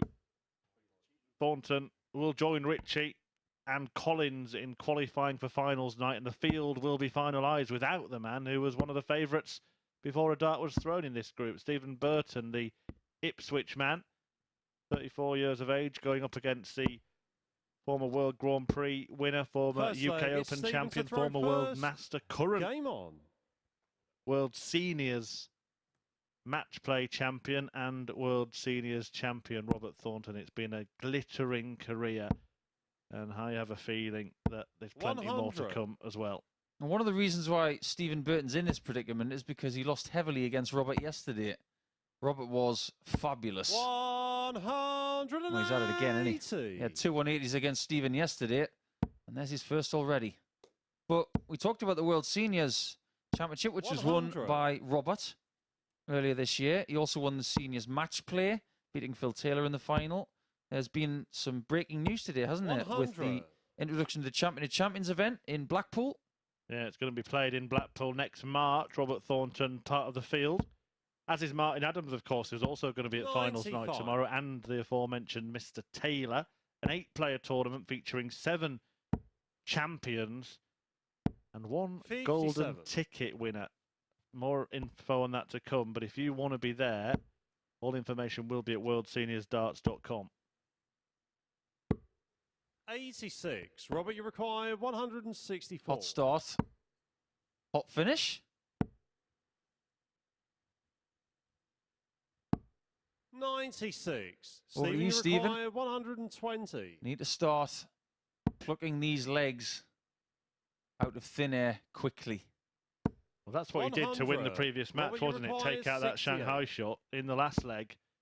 Couldn't make it back-to-back finishes of 120. Game shot on the first Robert leg. Thornton makes it 3 on the spin, ending on double top. Dare I say it? Vintage Robert Thornton. He's been doing it for so long, and he never gets bored of it either. Game on. Why would you? If you think about what he's done in his career, he was actually a BDO world #1. Never made it to world #1 in the PDC. I do believe his career high was #4. Is that right? I think so, yeah. Yeah, I think it was 4. I will check it because we want to get our facts right Of course here, we do. don't we? I've got a sneaky feeling he made #4 when he won the World Grand Prix. Back in 2015, I think it was, in Dublin. And he was in the Premier League as a result. But Dutch Open champion, world #1 in the BDO, World Master, 60. UK Open. He was I think he was the first Scottish player to win back-to-back Players' Championship events. And he won them in Irvine, which was just down the road from where he lives. Honestly, the support he had there that weekend, because I was there, it was it was borderline unfair. 140. Robert, you require 121. Look at him. He's just got another 4-0 on his mind. 57. He may have had a brief flirtation with the top 4 or 5. I only have the figures for the end of year order of merits. And at the end of 2015, he was 6 40. going into the World Championship. 64. That might have been because I think he was in the Grand Slam a couple of years before that final, and he might have lost his ranking before the end of the year. But I'm sure he's at 4th at one 24. point. Stephen, you require 164. Burton needing a big finish. Otherwise, Thornton will be going 4th. 140. Burton's leg difference is -7 before this match began. Getting further away. Game shot But going in eventually. Robert Thornton. It's now 6-0 over their 2 games so far. And the problem that Burton has, not only is he losing to Thornton, but he's getting further away in leg difference as well. I think he's going to have to win the next 4 legs straight. Yeah, I think 59. it's over, to be honest. I think that's it. The Lion sleeps tonight, and it's curtain for Burton. 40. How do you not work for a mainstream newspaper with lines like that? 98. When you were doing your degree, did you just have classes on funny lines for writing articles? Yeah, there's a lot of pun. 93.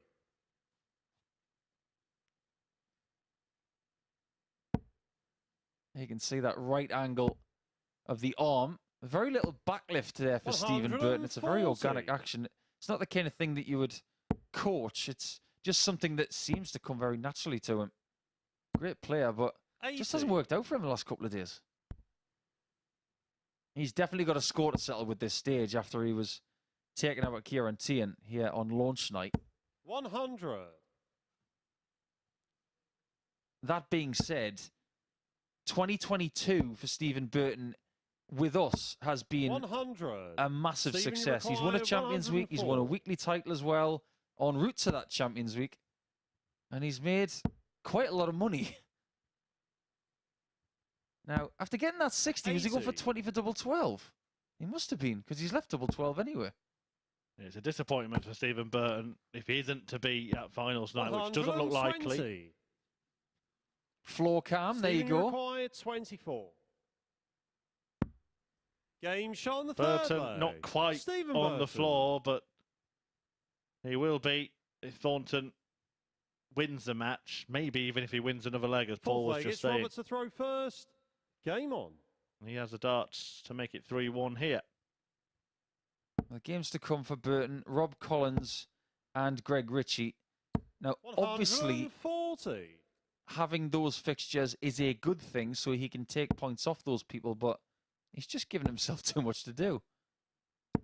85. One thing Bertie's done as well is he's gone to the moulded flight, or should I say a brand of flight that is 100. giving you perfect right angles. It seems like everybody's converting to that stuff at the minute. They're looking for that extra 1% out of 100. the flight technology, which, let's face facts, over the last 5 years, there's been more advances in flight technology than ever before. And here's 140. the flip side of that. We're almost going back to flights that were invented in the 1970s. Because if you went into a pub or a club, you'd find 100. a shocking set of Robert, you darts next to the require board 121. a flight and stem combo that were moulded. And for years and years and years, we had separate stem and flight 45. combinations where you had to put them together. And now everybody seems to be going back to what we used to use in the 70s and 80s. How rare is it now to see a flight come out of a dart? So many players 60. using the moulded Robert, you stuff, and the require ones that don't are using 76. systems to lock them in. Correct. Great technology by the companies now to give that security to the players. 56. Well, a bit more Stephen, you security for require Robert Thornton. If this 156. leg goes his way, there's only one way for Burton to stop him. And now he has to hope that Thornton trips 60. himself up. Robert, you required 20. Oh, No score. what happened there? Stephen, you required Well, 96 96 was the number for Robert when he beat Greg Ritchie. He hit this twice with 2 double doubles. Oh, it's the other way. 78. I Robert, you almost said that in require Scottish, 20. didn't I? It was the other way. Well, that's tricky. You can see him moving across there. He'll get this one. You reckon? 10. Commentator's Stephen, curse. you It would have been a require fabulous 18. dart. 9 for Bertie. 4 for Stephen Burton. 14. Well, surely now Robert, you Robert will require fire in the 10. 5. Pull 2 clear and 1 away. One up, one in. Game Or shot just on the one in. fourth leg. 3-1 it Robert is. Thornton. It's not confirmed yet, but we feel that Burton has already gone, Fifth as leg, is it's Ryan Stephen to Palmer. throw first. Thornton is just so close to finishing the field off for Saturday night. And if you don't feel 140. that having Thornton and Adams is enough to get yourself down here on a Saturday night, what more do you want? 60. I'm sure we'll have a chat, Paul, during the rest of the evening about Saturday, because it looks like the field is about to be confirmed. So we'll get your predictions for what might happen tomorrow evening during the second half of the evening's action. One thing we do have to wait for is the exact positions of the players in Group B to see which group they will be in on Saturday night. 44. I mean, if we want to have the Thornton-Adams final, for example, it doesn't really matter as long as they both get through. They could still play 60. each other in the final, Yeah, but no matter which group they're in. it's interesting, isn't it? Because supposedly the higher you 83. finish, the better group you get. But here, we've got the very real scenario that the best player in this group, in terms of achievement and success in their career, Robert Thornton, 100. will be the man finishing third. Then the person finishing top of the other groups will be rewarded with a meeting with him. He hasn't got the job done yet, though. But he's getting closer Stephen, to it. require 144. Burton should surely take leg 5, though. But he has had plenty of darts at double. In fact, 58. Roberts had 11 shots with 3 hits. Stevens had 4 60. shots Stephen, you in require 4 legs, 86. only hitting 1. Can Don't leave Robert on 120. That's all I'm saying. Or 7. Game shot on the fifth And leg. Stevie B does Stephen it. Burton. Keeps himself in the contest. Stevie B. Yeah, Stevie B v Bobby T. Sixth leg, it's Robert to throw first. There's only one Stevie B in this game. Game You and on. I both know that.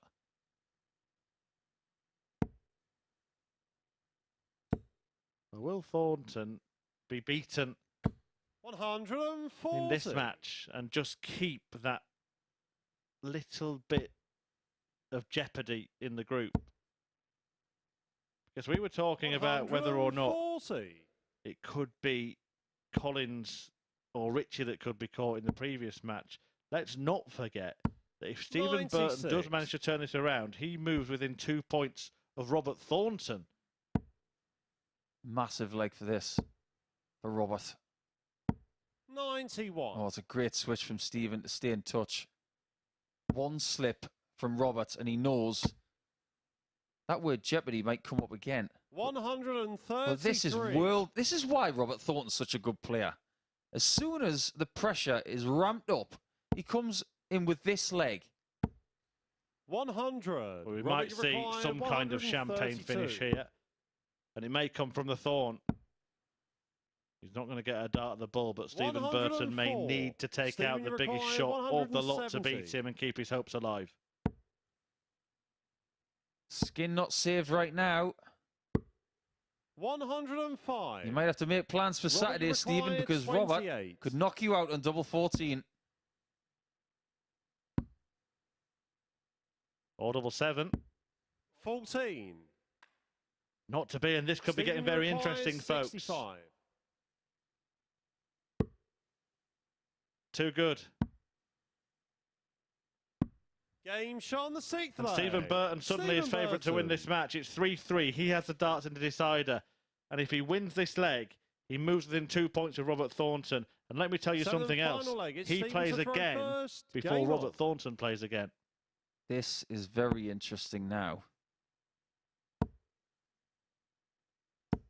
60. Things are about as tight as the Monaco Grand Prix track now. How mad is it that you get yourself into this kind of position here at the Super Series where 59. one leg decides whether it's very plausible that the next time Thornton toes the hockey, Burton could be level with him, or he could knock him out completely and put himself through. 180. This is turning into a very strange evening. Thornton had 3 darts at 28 100. to put Burton out.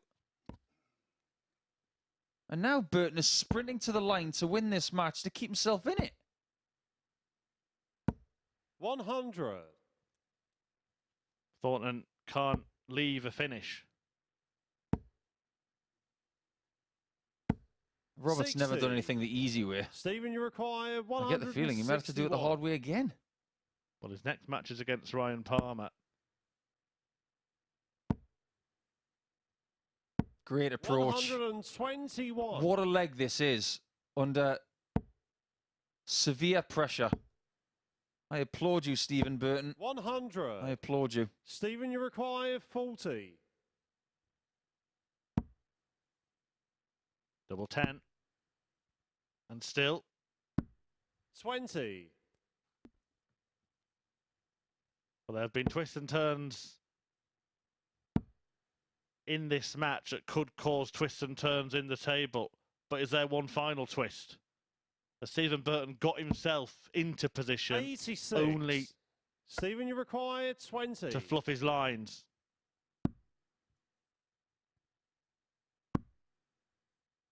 And look what Robert Thornton's left on. 15. Robert Thornton Robert, you hit require back-to-back 96. 96 checkouts in his previous match to win. Double 18. Game, And Thornton shots, is and through. the match. Robert Burton Thornton is beaten and is out.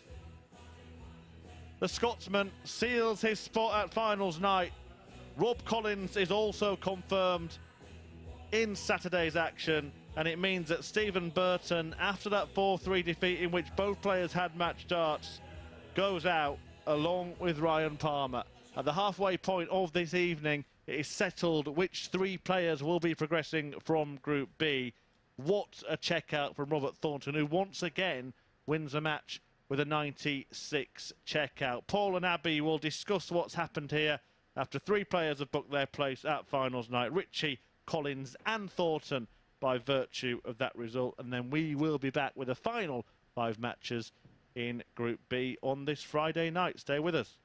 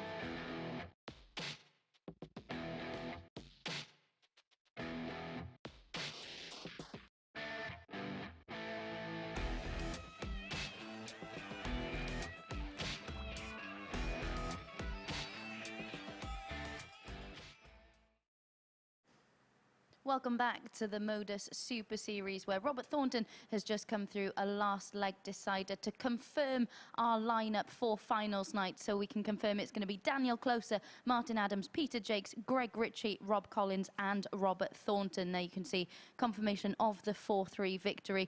But Paul Nicholson, that was an incredible game of dart. Well, Robert should have beaten 4-2, and then Stephen Burton was exemplary in the scoring phase of leg number 7, missed his chance, and then Robert takes out, you guessed it, 96 in a somewhat conventional manner as opposed to his previous match. But wow, that was a real topsy-turvy battle. As soon as we saw Stephen scoring in leg 7, we thought this is going to go into a future battle in the second half of play, but it's not going to be that way, is it? Yeah, and we may want to mention the number 96 a bit quieter because Greg Ritchie is stood on the hockey ready to play behind us. Of course, Thornton hit 2 against him in that last match. He actually apologised as they were walking off stage. Not really what you want to hear, though, is it, if you're Greg Ritchie? No. It's just a salt in the wound when somebody apologises for doing what they're supposed to do, especially when they've done it twice that way. I've done it to Robert myself. I didn't apologise.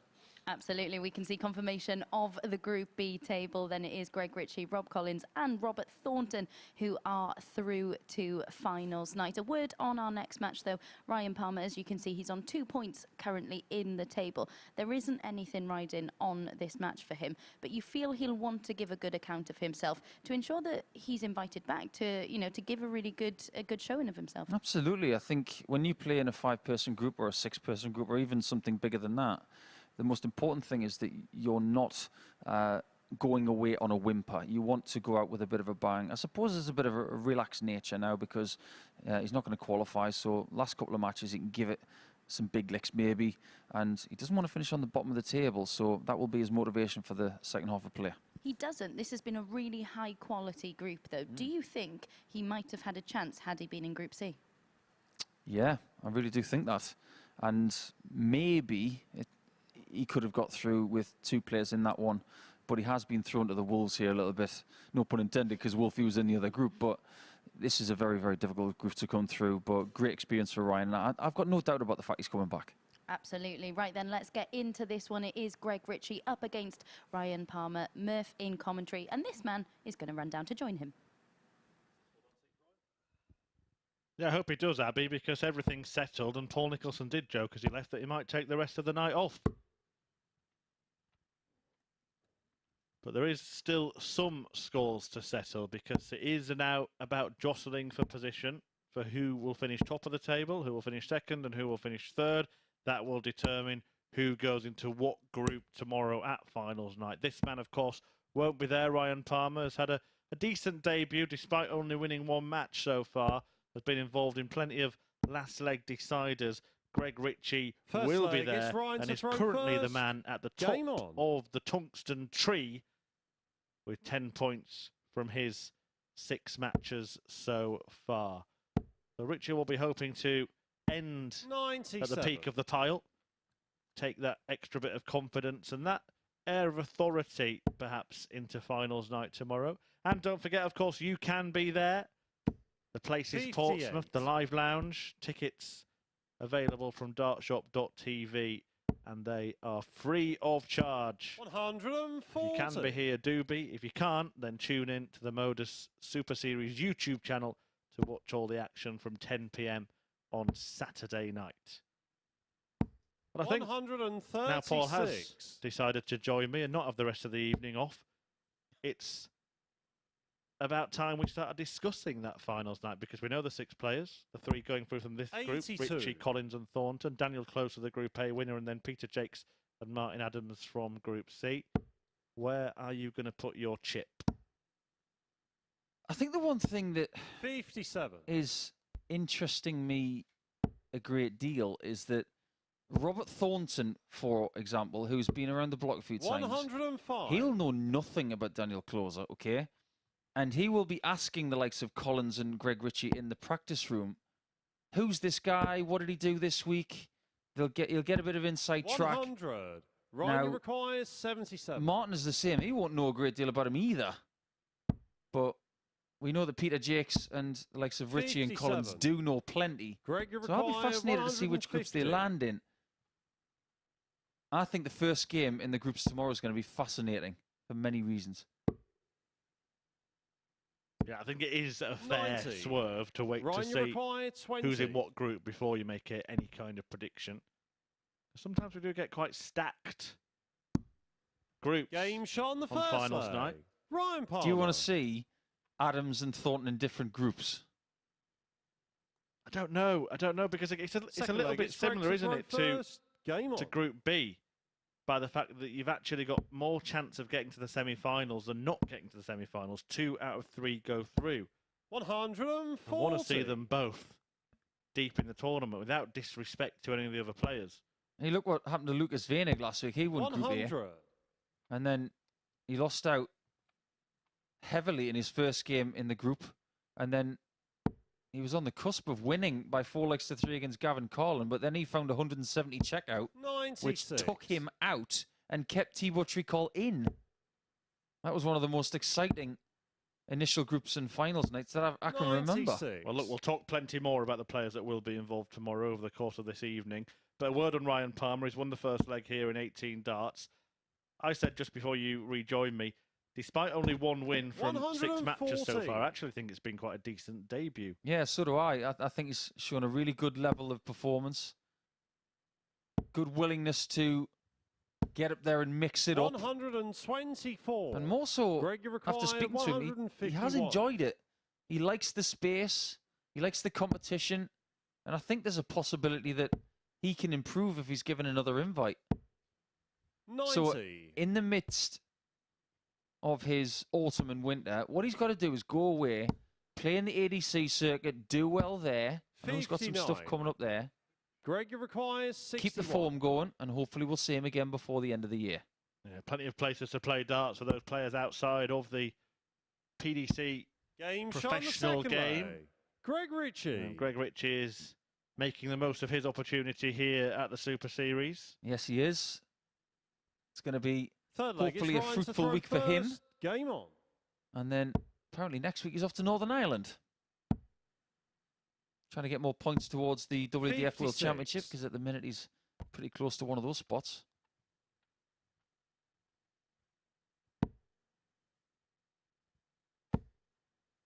Ryan Palmer has had a tour card before, as we've mentioned. Ritchie hits the first max of this match. In all of the Players' Championship events he played, though, he never managed 100. to make it past the last 32. Difficult thing to do to make it into the last 16. You've got to win your board, maybe dispose of 2 seeds. 96. Any notable results that you can pick up there? I was just looking at the day when he got the furthest. He beat Joe Mernon at 140. a winner, of course, of a Players' Championship event, and lost to Ian White in the board final. And that was near the end of his tour card holding that he managed to get that far.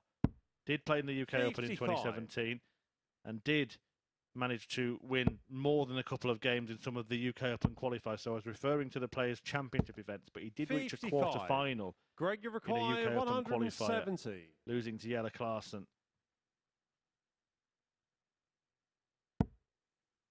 He managed to get wins on that day 45. Ryan, you require 150. against Steve Lennon and Andy Jenkins. Well, he's done something that I've never 96. done. Greg, I you can't beat require Scuba Steve. 125. I couldn't beat Steve Lennon with 6 darts, honestly. He's got the wood on me. 60. And you'd have fancied him for the 40 had he found it. 85. He still got it Ryan, you anyway. require 54.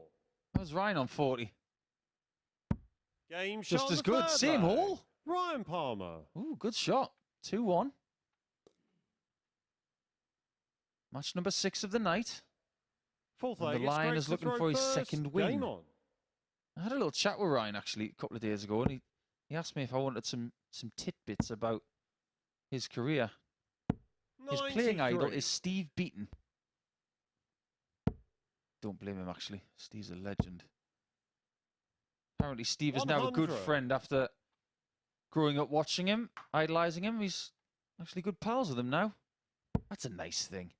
You grow up watching somebody and and how they play the game, and you meet them, and they're 58. such a lovely person, and they end up being a mate. It's a bit like me and Merv King. I used to love watching Merv in the 90s. I loved his action. I loved his attitude. 30. Turns out to be a mate now, which is the strangest reality. His ambition is to get his tour card back and to make the PDC World Championship. 98. A good ambition to have, isn't it?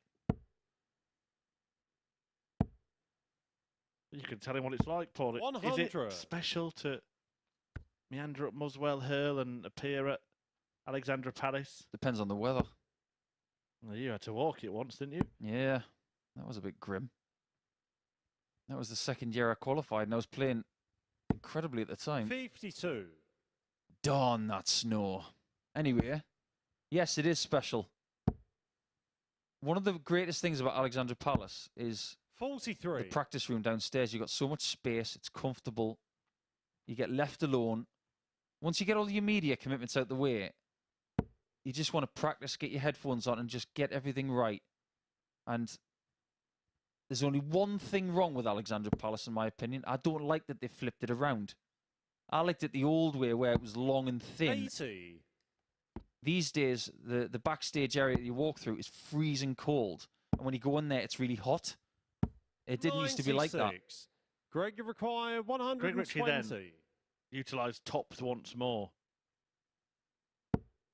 Was on 160. Went for tops. Now he could go bullseye, bullseye, but he stepped across. So that suggests he's going to try and hit the treble 20. Couldn't manage it. 60. I'm amazed that he hasn't gone for the Ryan, three you double require tops this week. 132. Oh, yeah, he does utilise it in different spots. Another in there. Yes, Ryan. Game Yes, shot Ryan ball Palmer. A play. beautiful Ryan checkout. Palmer. 132. Brilliant stuff from Ryan Palmer, who is going out with a bang. That is alongside his 167, the finish of the week. Fifth leg. How Ryan on to throw earth first. Do Game you on. get those two barrels so close together in a bullseye? Ryan, if you're watching this back, give yourself 43. a pat on the back. That was magnificent.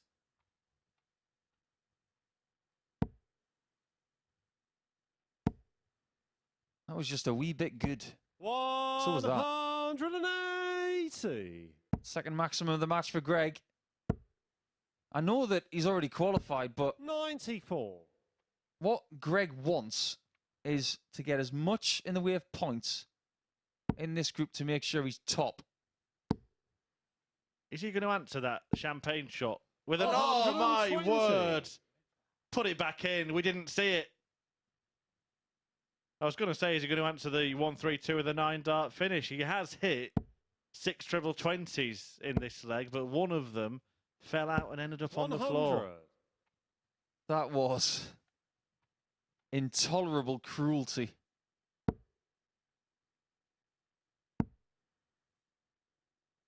We're going to get a 9 before the end of the week. 57.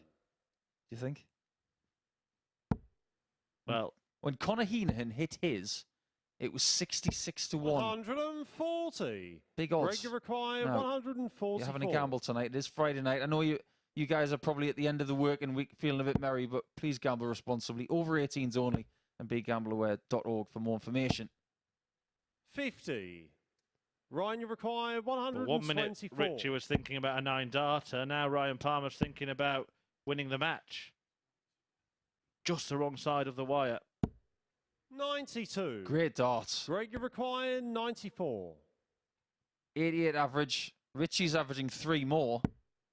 He needs tops to keep the match alive. Game shot on the fifth Oh, leg. yeah. Greg Great Ritchie. darts from these two, having a right dust up. Just goes to show Ritchie's not ready Sixth to leg, wilt. it's Greg to throw first. Game on.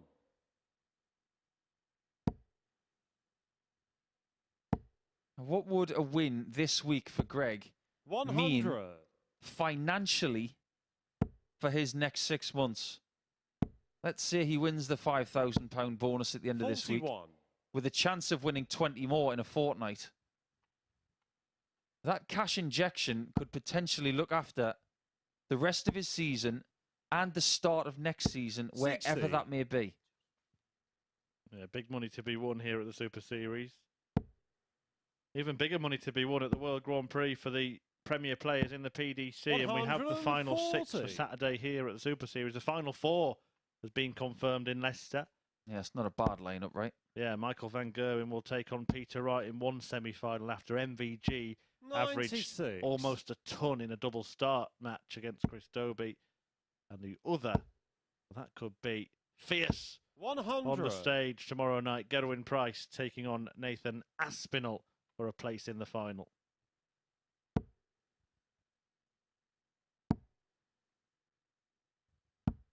Ideal 58. scenario from 220 as a maximum and a top shot. He does get the maximum. He will have a look at tops. Has to settle 59. for a look at a 161.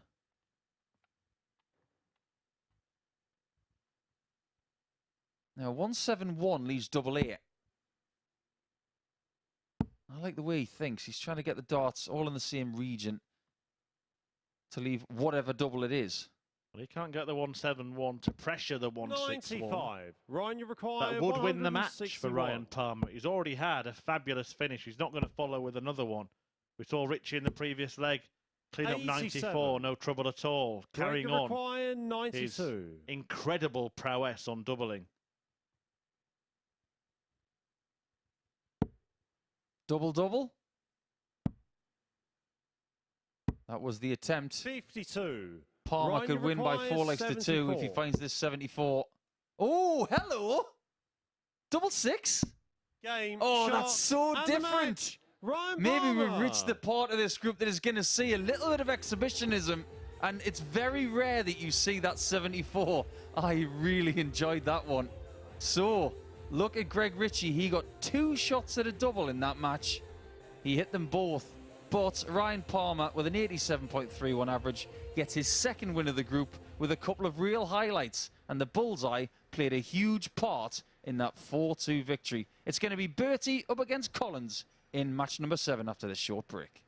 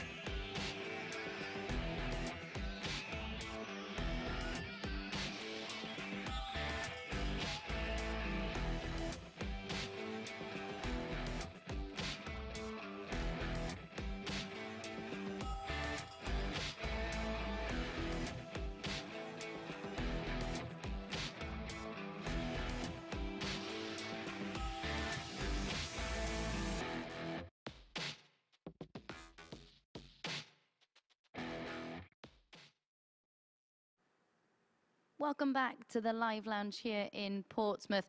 Well, we said prior to that match that Ryan Palmer had done much to excite us on his debut here at the live lounge. An 18-dart hold from the debutant to win that opening leg before a 1-3-2 to go 3-1 up.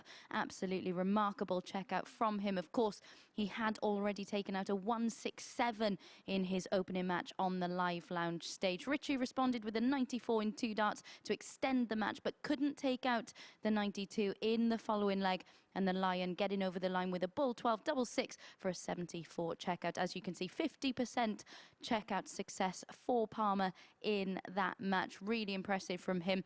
Greg Ritchie, 100%, just 2 attempts on the outer ring. We kind of expect that prolific finishing from him at this stage. But for the debutant Palmer, you do kind of feel that he is someone who could pose a real threat if he is to be invited back to the Super Series. Next up then, we've got Stephen Burton against Rob Collins. Collins, of course, already through to finals night. Burton, with the freedom, maybe now he can play with a bit more style and show us just why he was one of the favourites to qualify for finals night before a dart was thrown in Group B. As you can see, he is currently bottom of the table. Rob Collins could go top with a win here because of his superior leg difference. So then let's get into this one in the company of Nico and Murph. Thank you, Abigail. Yes, we do have a meeting between one of the pre-group favourites and one of the players that is already through at his expense. Rob Collins is through to finals night along with Thornton and Ritchie. Stephen Burton, despite being a big favourite to make it, just left himself with too much to do after losing all of his games on opening night, although looked like he might still be in the hunt when he got off to a flyer in the final leg against Robert Thornton, only to falter at the finish and allow the Thorn to put himself through, and in doing so knock Bertie out. Tell you one thing, Murph. The rest of the night, I'm just going to keep an eye on one thing. If Stephen Burton keeps winning... 96. Remember, he had darts to beat Robert Thornton. Maybe he's had darts to qualify. In a somewhat backward sort of way. Rob Collins has really stamped his authority on this group over the last couple of nights.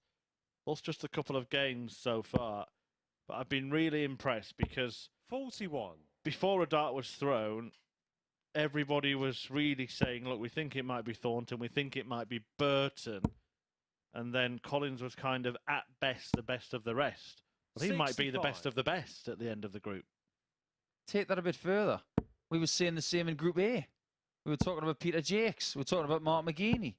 95. The forgotten man, Rob Collins, is peaking towards the end of the week. Who's to say he won't get his name in the hat for Champions Week? 140. You have to win to get through to Champions Week, and so close was Stephen Burton, wasn't he? Made it right through to the final on the launch night here at the Super Series. Lost out to Kieran Tian on that occasion. He's not going to be there. We know that now because he won't be here tomorrow. But he does have the opportunity. Stephen, you require 170. To leave with some fireworks. We've seen Ryan Palmer do that. Brilliant 1-3-2 checkout in that previous match, and a very creative finish at the end as well. Yeah, great 74 out that. I know he didn't get the double 12 after the bullseye, but it was still brilliant.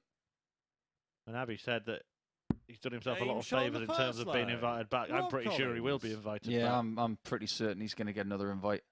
I think he's waited a long time for that opportunity. He's done himself a world of good. He's still got a match left against Robert Thornton, which you know he's going to enjoy.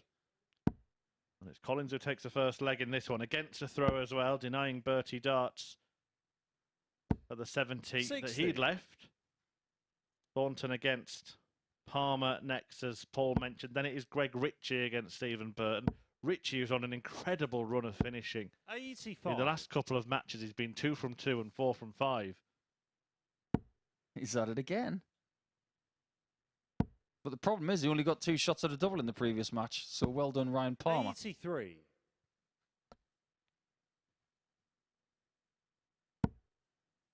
Plans that you've made for the weekend when you're here 125. always on ice. You think, I want to be here on Saturday night. I want to have a crack at that big money. But when you're not even here, you think, well, go home. What am I going to do? 137. Having said that, last week, a couple of the guys just stuck around and watched the whole bunch of action. Davy Pruston and Franz Ritchie stuck around and watched the whole thing. 100. Just to maybe get a taste for it, to see what they were missing out on. Yeah, I'm looking forward to Daniel Closer coming back tomorrow evening. He's going to come back 140. laden with souvenirs. He's going to be like Richard Branson in that episode of Friends where he's selling stuff to Joey Tribbiani. And he's going to walk in with that Brit hat on, isn't he? 133. Rob, you require 81. Looking to be the first overseas player to make it through to Champions Week. Correct. It's all English, Welsh, Northern Irish. 61. Stephen, you require 58. We've got a couple of Scots through. So why not get the whole British Isles thing 48. crossed off? Or is it Rob, going to you be require 20. someone from Germany? Burton misses. Game Collins shot on the hits. second leg. Rob Collins celebrates in his own inimitable style. It doesn't get old. But the Third thing that leg, makes it Stevens funny to throw is that first. he's doing Game it on. silently. If you think that we've not got any sound equipment on the stage, just 100. to basically protect you from maybe hearing some obscenities from the players every now and again. It's not like that. There are microphones on the stage, and one very close to the referee. But respectfully, what Rob 134. Collins is doing is he's trying to up his adrenaline levels with the face pulling, but he's not making any noise out of respect for his opponent. Yeah, I think that actually 140. creates the more exaggerated expression from Rob Collins because he's kind of still holding a little bit in. He's like a mime artist. 100. And he's a fine dartist here for the Super Series, really strutting his stuff in Group B. 140. Well, he said that not many flights come out, but it's like he didn't even need that flight. Did that flight come out in midair? You know you're a gifted darter when you can throw a barrel and a stem without a flight and still hit a 60. 180. Rob Collins glued to the 60 at the moment. 121. Burton may well need this. Treble 17. Can't be found, so Collins comes back looking 57. for an 11 Rob, you darter require in what has 87. been a very, very impressive display from Rob Collins, the man of steel. Double 18, 2 darts at it. It's in, Rob. Is he a man of lipstick? On the green? 78. In the rough. Stephen, you require 64. 64 for Burton. Great leg, this, from the pair of them. And it's Game won shot on the third leg. with a brilliant Stephen finish from Burton. Bertie to get himself back in to this match. Collins was threatening to get away, but Burton's back in it. Fourth leg, it's Rob to throw first. Game on. Yeah, not bad at all. If you look at Rob's career with us, he's playing his 175th 90. game tonight. So this is his third game. So this is game 176. He's got a running 59. average before tonight of around about 85 and change, but his personal best is 105.47. That's really good. Yeah. And he's threatening it here. We haven't seen a ton-topping average 99. so far tonight. I don't think we've had one all day, have we?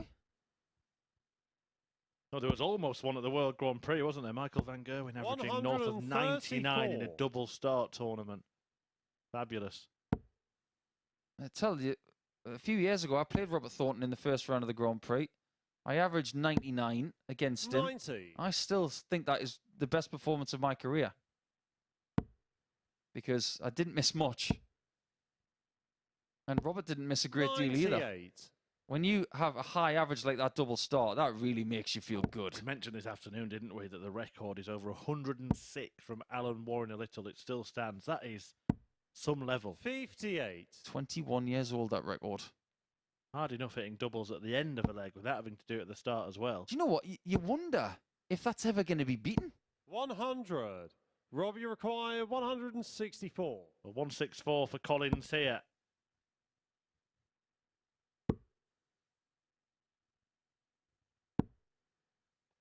$114. That's really Stephen, creative. You require 110.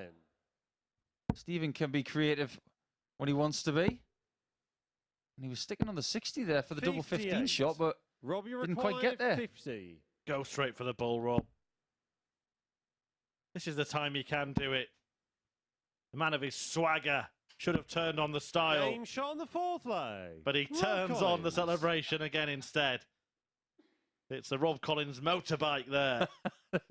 that's a gif right Fifth there. leg, Stephen Please to throw clip that up. first. I want Game that on. one. I'm not sure what the opponents think of it, but he's a puppy dog in the practice room. 140. But on the stage, he's a demonic player.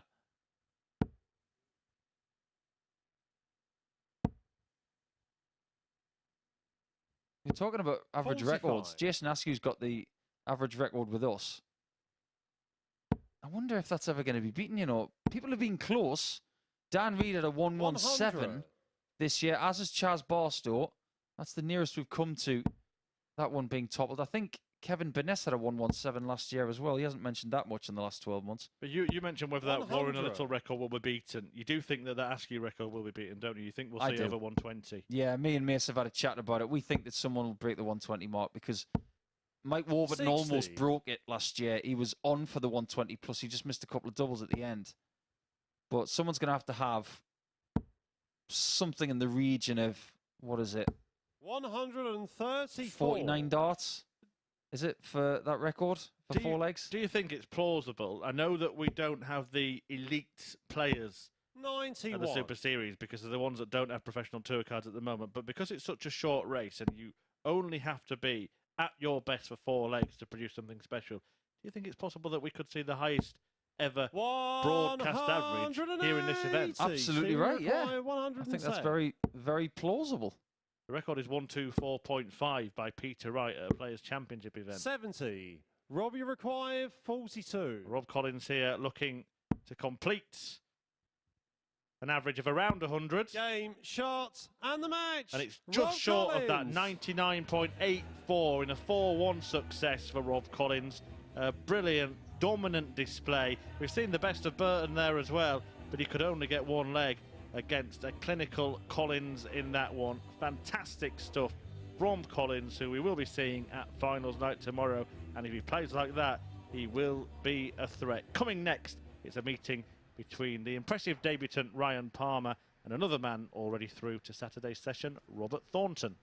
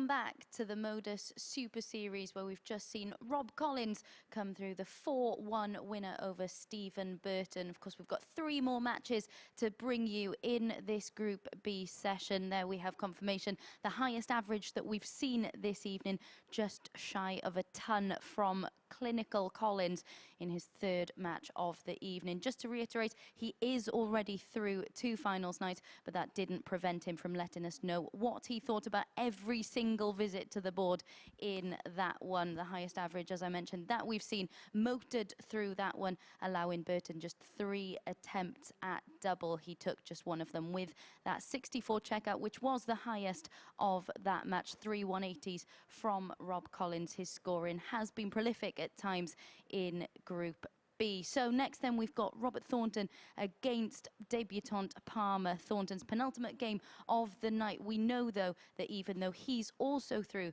to finals night, he's not going to let up one bit in this one. There is the table as things stand. This is the last, of course, we will see of Ryan Palmer for now. Can he claim another big victory and go out on a high and maybe add to his tally of ton-plus finishes in the process? He is, of course, on 4 points in the table. He could move up to 6 with a victory here, and it would be nice to see him closing out his debut campaign with a victory. So then, in the company of Murph and Nico, let's get into this match. Yes, let's get into it. Everybody's a bit more relaxed now because they know what they're going to be doing tomorrow, but if we get a little bit more of what we had in match 7, Abby, we were in for a treat because that was a great performance from Rob Collins. 99.89, didn't quite get to the 3-figure mark, but it was a very, very good showing from both players. Even Stephen Burton, who lost with an average in excess of 94. Not the first time that's happened to him this week. But Robert trying to leapfrog up the table, and if he wins against Ryan Palmer here, it will be 3 players on 10 points at the top of the table, Robert to throw Murph. first. Game on. Yeah, 3 players who have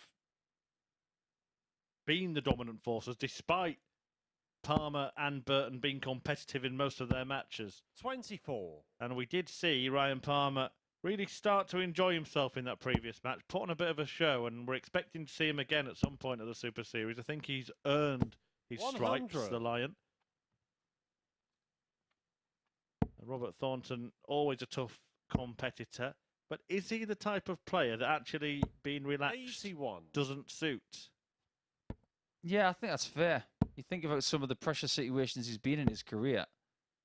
He always seems to find 81. his best when he needs it. Think about that UK Open run. Think about 121. when he's made a Grand Slam final.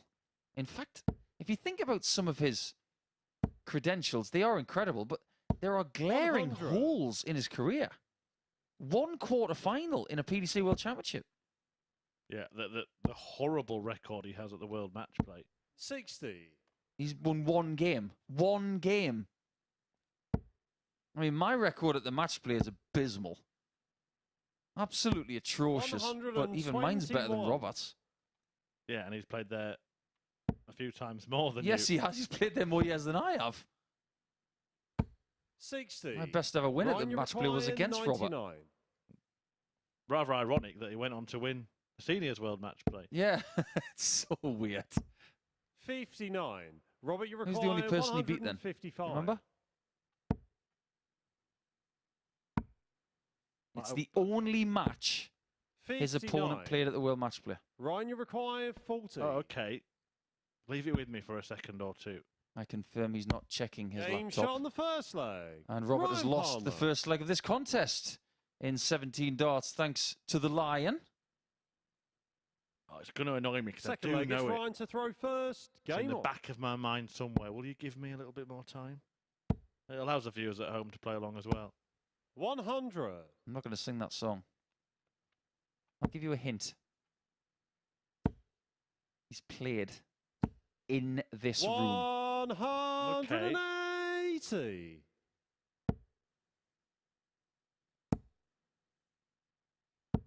60. As in, he's played darts in this room, not just played in this room in previous times. 134. Absolutely stumped, and it's going to annoy me because as soon as you say it, I'm going to go, oh yeah, I was there. 56. Chris Murphy's mind is whirring right now. I don't want to look at my laptop in any way. Go for the brain, as they say. Now I'm trying to I'll think tell of you the what, players that have let's played here. forget about it. Let you have a couple of legs to think about. I'd like you to get it, and I'm not going to give you any more hints.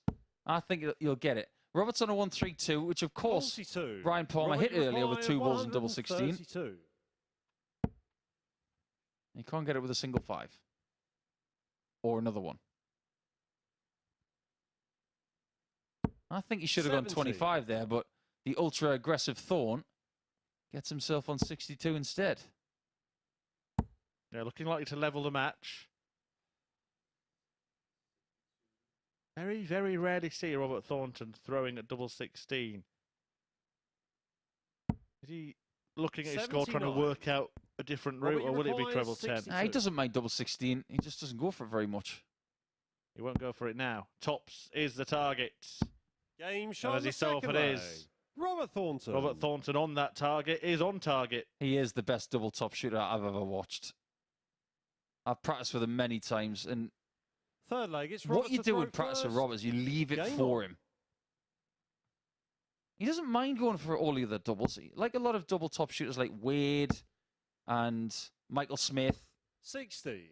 They're so good at tops and 10s, but they're not as good at 16s and 8s. The thing about Thornton that is forgotten is that he is a really good bull shooter. 60. He's a really good 16s and 8s shooter as well. He is incredibly versatile.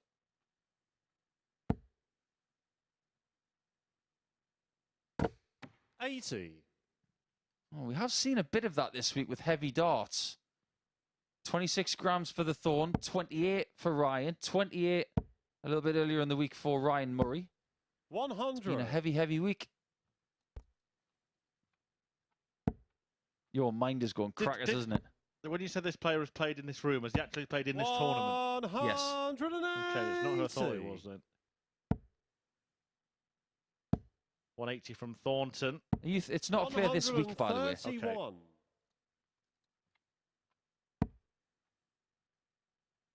Do I need to give you another hint? 127. Just making sure that Robert Thornton didn't get another 180 there. Played last week. 100. You see, I was on holiday last week. 54. So that doesn't help you. Yeah. Well, Robert could help himself on tops. That was a bad shot for him. And so was that, but he's left himself a double 4. Ryan, you require 110.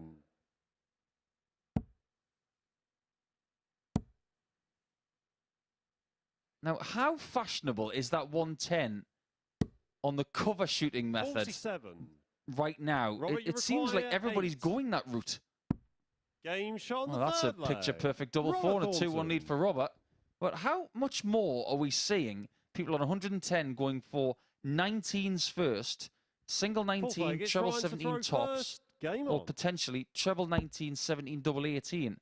That used to be a real hipster shot about 10 years ago. Now it's 41. becoming a mainstream effort. Right, I'm going to give one name. I don't think it's him, and then you can put me out of my misery. Okay. Because I could look at last week's lineup. I know as soon as I see 60. the name, then I'm going to go, oh, yeah, it's him. So I'll be honest.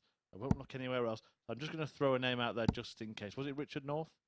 No. Okay, who was it? 81. Josh Payne. Oh, of course. Yeah, now I do remember.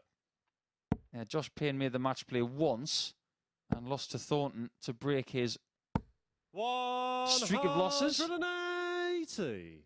Yeah, there are people who have had miserable times of it at Blackpool. Andy Smith, who beat me at Blackpool. 57. And That was his only win, wasn't it? yeah, Kim Hybrex hated the Winter Gardens. Probably still does. 57. By the way, before there was this obsession with online content, one of the best bits of it came from the World Match Play. When Andy Smith 100. and Terry Jenkins went to the Blackpool Pleasure Beach. You've got to dig that out on social media. Have a look on YouTube for that. Absolutely brilliant. Is that the one with Andy's laugh? Yeah. Fabulous stuff. 60. Oh, Pieman's a great man. Terry's my antique dealer. He found me a bar stool made by, or made with a tractor seat Robert, you with my require surname in it. I've still got it. 144. What a find. He can find you anything, that guy. I'd just see Terry Jenkins here, actually. Yeah, that's a good shout. We'll get him in 60. stage 2. Ryan, you require 82. 17. 62. Can't Robert, find you the require Thornton. 84. Come on, chocolate. Find the sauce. Game Oh, yeah, shot there on it the is. fourth Beautifully leg. done. Robert Thornton. The cherry centre. And an 84 checkered for a 3-1 lead, averaging 85. Palmer down at 81. Fifth leg, Not it's playing Roberts as to throw well as first. his previous game, Game on. but a narrow miss on tops cost him dear. 100. We're just talking about having Terry Jenkins here at the Super Series, and then Robert Thornton went and found the bull. 58. One thing we should mention is that Robert was in the Premier League as well, as was Terry Jenkins many times. 140. Only great players make it to the Premier League. Wonder how many Premier League players we've had in the last 18 months. Mark Webster, Terry Jenkins, 45. Robert Thornton.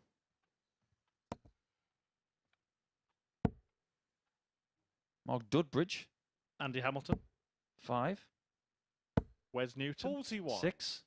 Painter, 7. We could actually fill a Premier League here. One more we need. Surely Premier League night at the MODUS Super Series. What a great idea. We're up to 7. 40. Surely we've had 8. Surely. We must have had an 8. Let me have a look. I mean, we've had a couple that have sat in the commentary box. A couple of winners. Glenn Durran and Phil Taylor, of course, who was commentating on finals night. Fallon Sherrock, she's played in the Premier League. Yes, there you she go. was a contender, right? So there you go. That counts. And she got a draw against Durant. 100. That was in Nottingham, right? Robert, you require 116. 116 for Thornton for the win. And again, he's finding the single 5 on the combination, which doesn't help it. 42. Ryan, you require 158. King of the big finish in this group. He's not going to take a 158. 39. Jamie Lewis played in the Premier League as a contender. No. Robert, you didn't. require didn't. 74. Came in later on, did it, than the year he got to the semis of the Worlds, or did he Yes. just not get the nod? No, we didn't get the nod. Might get a nod from Robert Thornton if this 54. goes in, but it doesn't. So a last chance for the Ryan, you Lion. require 119. These could be his last darts. And probably will be. And you know what? Reading Ryan right now, he doesn't want this experience to end. He's had a great time of it. 40. But you sense Robert, you require it's 20. over for now. Game, And shot, that is it. And the match. Robert Thornton. The Lion bows out. It's been a series of courageous displays from Ryan Palmer, but Robert Thornton is the man that's going through two finals tonight, and he beats him 4-1. Not the end that Palmer would have hoped to have. In fact, one of his poorer performances in the end in that match. He bows out with defeat to Robert Thornton, who will return to meet Rob Collins in the last match of the night. That's a meeting between the top two as things stand, but Greg Ritchie could go back to the top of the table if he can beat Stephen Burton after the break.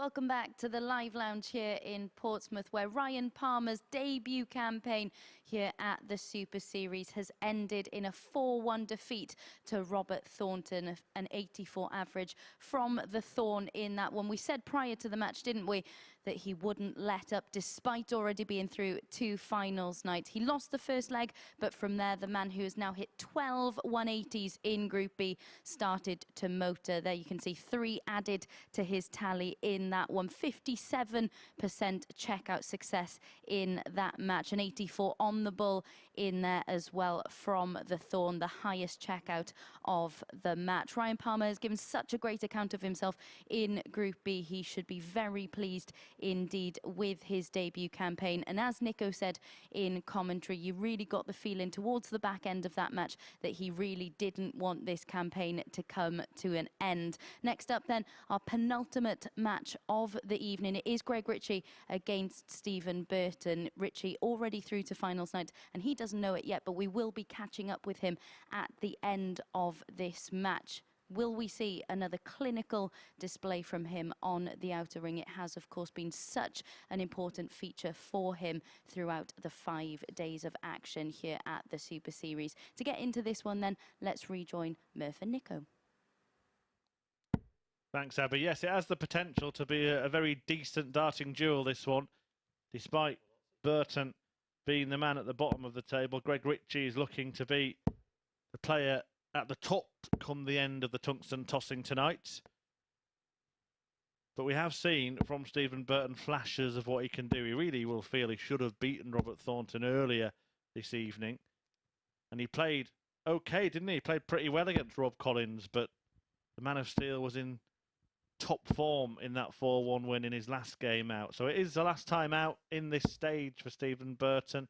He'll be heading back to Ipswich, having come oh so close First leg, on the first night of live lounge action here at the Super Series, a losing finalist, but he won't be at finals night. Greg Ritchie will. But before we get into this match, Paul, we're having a nice little chat about potentially making a Premier League field from players that have played in the Super Series and Premier League, and we've now come up with an 8th name in terms of players that played in it full-time, plus Fallon Sherrick, of course, the contender. Someone who had two seasons in it as well, 2 different spells. Yeah, and I feel kind of bad that we didn't think of this name, but we had the integrity to go out and research it. Jelle Klassen played in 2 Premier Leagues. So we could have an 8-player field of Klassen, Terry Jenkins, Andy Hamilton, Kevin Painter, Robert Thornton, Wes Newton and Mark Webster. There you go. How about that for a nice group of 8 players, even though we only need 6? And then, of course, as we mentioned, Fallon Sherrick, the contender, Glenn Durrant and 100. Phil Taylor have commentated on this event. How many does that take us up to? Almost got the 12 for the week. That'll be some week. Well, there's 92. 1 or 2 players that haven't played in that we could still invite, the likes of Ronnie Baxter, perhaps John Part, Peter Manley. 100. You've got just as many phone numbers as I do. I don't think Wayne Mardle would fancy it based on the fact that he really didn't fancy Pro Tour events. No, I don't think Wayne's up for It'd it. be all right on a Saturday night. 180. But not on a Tuesday afternoon. I'd actually like to have Wayne down just for the night. It'd be good fun to have him here. Right. Are we going to see some maverick moves towards the end of the evening? Come on, Stephen, have a crack at it. Go on, you know you want to. 50. Boo. Is he booing himself? 40. Yes, he is. Well, we know that Greg required Ritchie will 20. not miss 3 darts at double. It just doesn't happen to this man. Game shot on the first leg. Greg Ritchie. Mystic Murph at it again. Well, let's have a little look at his record for the evening. So 1 out of 1 in this match, 2 out of 2 in his previous Second match, leg, and it's 4 out Stephen of to 5 throw in the one first. before that. Yeah, he's not bad at the old doubling, is Greg. On his first game of the night against Thornton, he was 1 out of 6. He's missed 1 dart in his last 8 attempts at double. 100.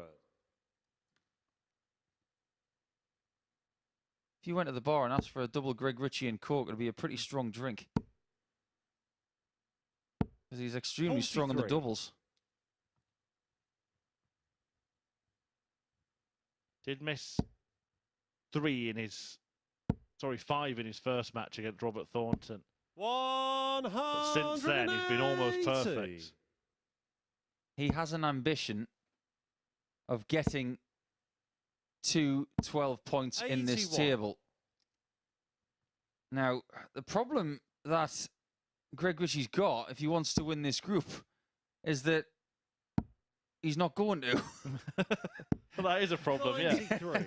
I was going to say that because he wins the match. Doesn't matter by what difference, because Collins plays Thornton. They're both on 10 points, and they've both got plus 9. Yeah, he wins the match. He will go top of the group, 128. but it will be impossible for him to stay there after the last match of the evening, whatever happens. It's like going to the top of the mountain and saying, you know what, I want to live at the top of Everest. You just can't live there. 88. I think that's the line of the week, you know, Paul. The problem that Greg Ritchie's got, if he wants to win the group, is that he can't. You know what, the best lines 99. come when you don't realise it. Required 40. Oh, double top. And this has been the best of him this week. Fails to find it this time, Game but he shot does on the find double second 10 leg. twice Greg Ritchie. in the first couple of legs.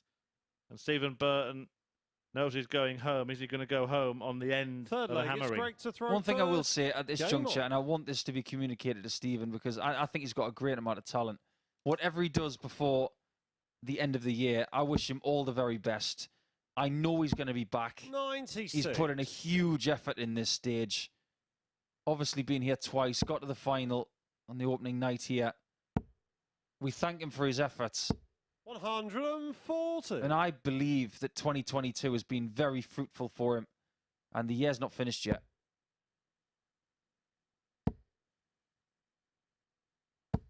$140. That was the University Challenge Zoom. Ritchie, Edinburgh University. 100.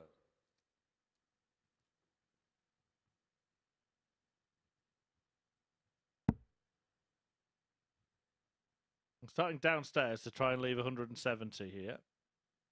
A finish we've seen left many, many times. Well, he should have gone back upstairs with the last start, because the 60 would have left 167. Yeah, but we've seen a 167, Paul. We haven't seen a 170. 100.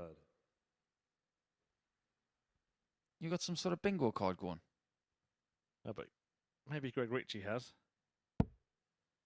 In that case, score 38. Well, there goes that then. Have we seen a 161? 60. No, we haven't. Stephen, We've you seen require a 161. bunch of 160s this week. A 167. I think we've seen a 155, a 154. 82. We won't be Greg, seeing you it now, but we could see a require 148. 60 for Ritchie. Can't be found, so Burton will come back. You would assume at treble 19 it is the wisest play on 79, even though Stephen, it leaves you double require 11. 79. Martin Adams will go treble 13 here. But this is the right play. Tops for Stephen. Game shot And a on the very third clean leg. take Stephen Burton. to erase the gap to just the one. Yeah, very decent game, and it's kind of been the opposite Fourth of what we leg, saw this Stephen to throw afternoon. first. When Game things have on. been settled, the level dropped. When things have been settled tonight, the level seems to have risen. 45.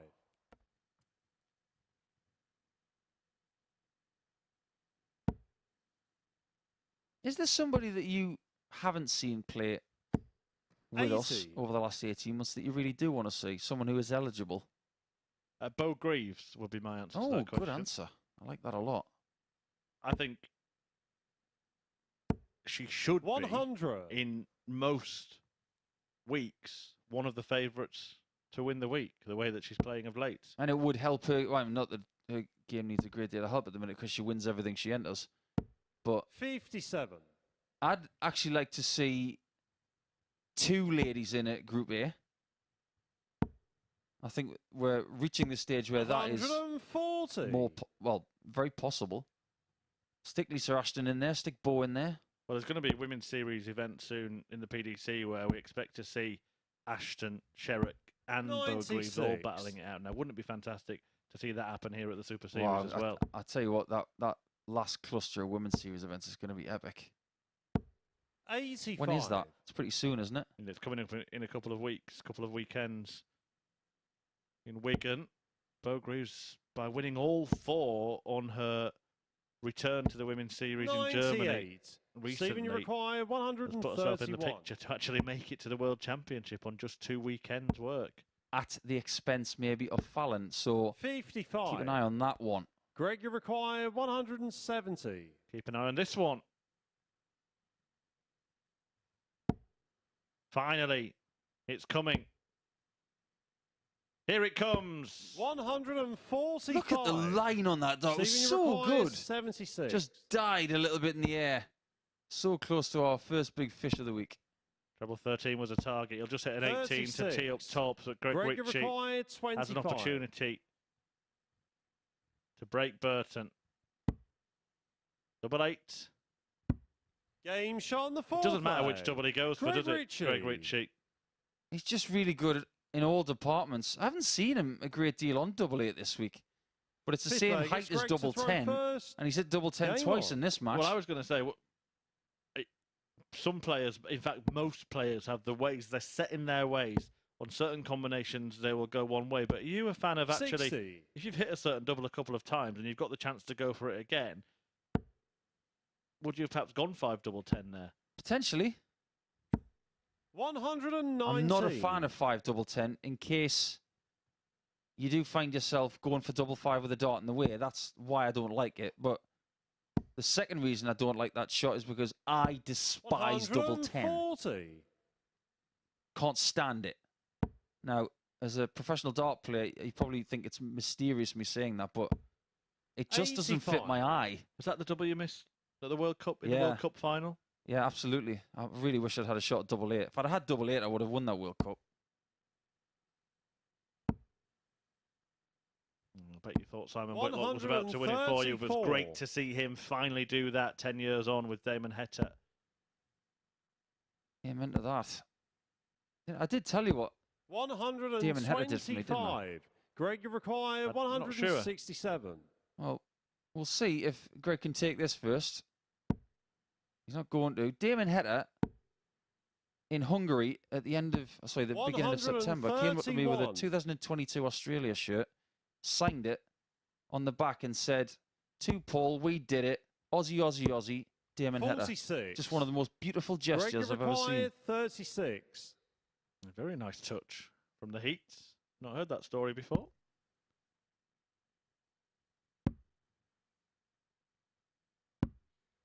Not seen that story much Stephen, you before require either. 126. This week at the Super Series, Greg Ritchie missing 3 clear at double. And he could be punished as well because Burton wants the ball. 101. Greg, you require 18. Greg back for 9s. He does like a split though, doesn't he? He does like a split, but he's not going to go for it. Game, shot. He's gone for the and 18 match. bed. Greg Ritchie. And unfortunately for Stephen Burton, it is goodbye for now.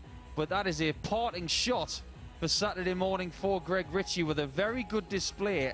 And temporarily, he will go top of the table on 12 points. But he is going to be overtaken. It's just a question of whether it's Collins or Thornton. And in our last match of Group B in qualifying for Saturday night, it will be Collins versus Thornton to see who wins Group B after the break.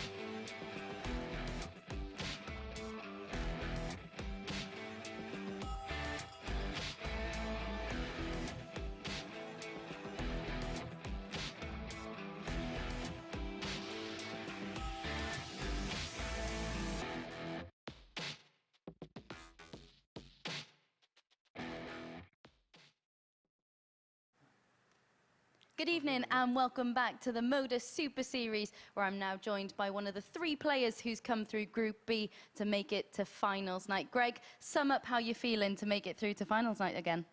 Buzzing. Did not expect it for the start of the week, but I got there. It was a bit scrappy, but I made it. And of course, you started off in Group A. I think it's fair to say from Wednesday onwards, we've really seen some clinical finishing from you and some of your best stuff. Finishing was the best part of my game. Scoring's a bit dodgy. Could not get above the treble 20, but doubles went in.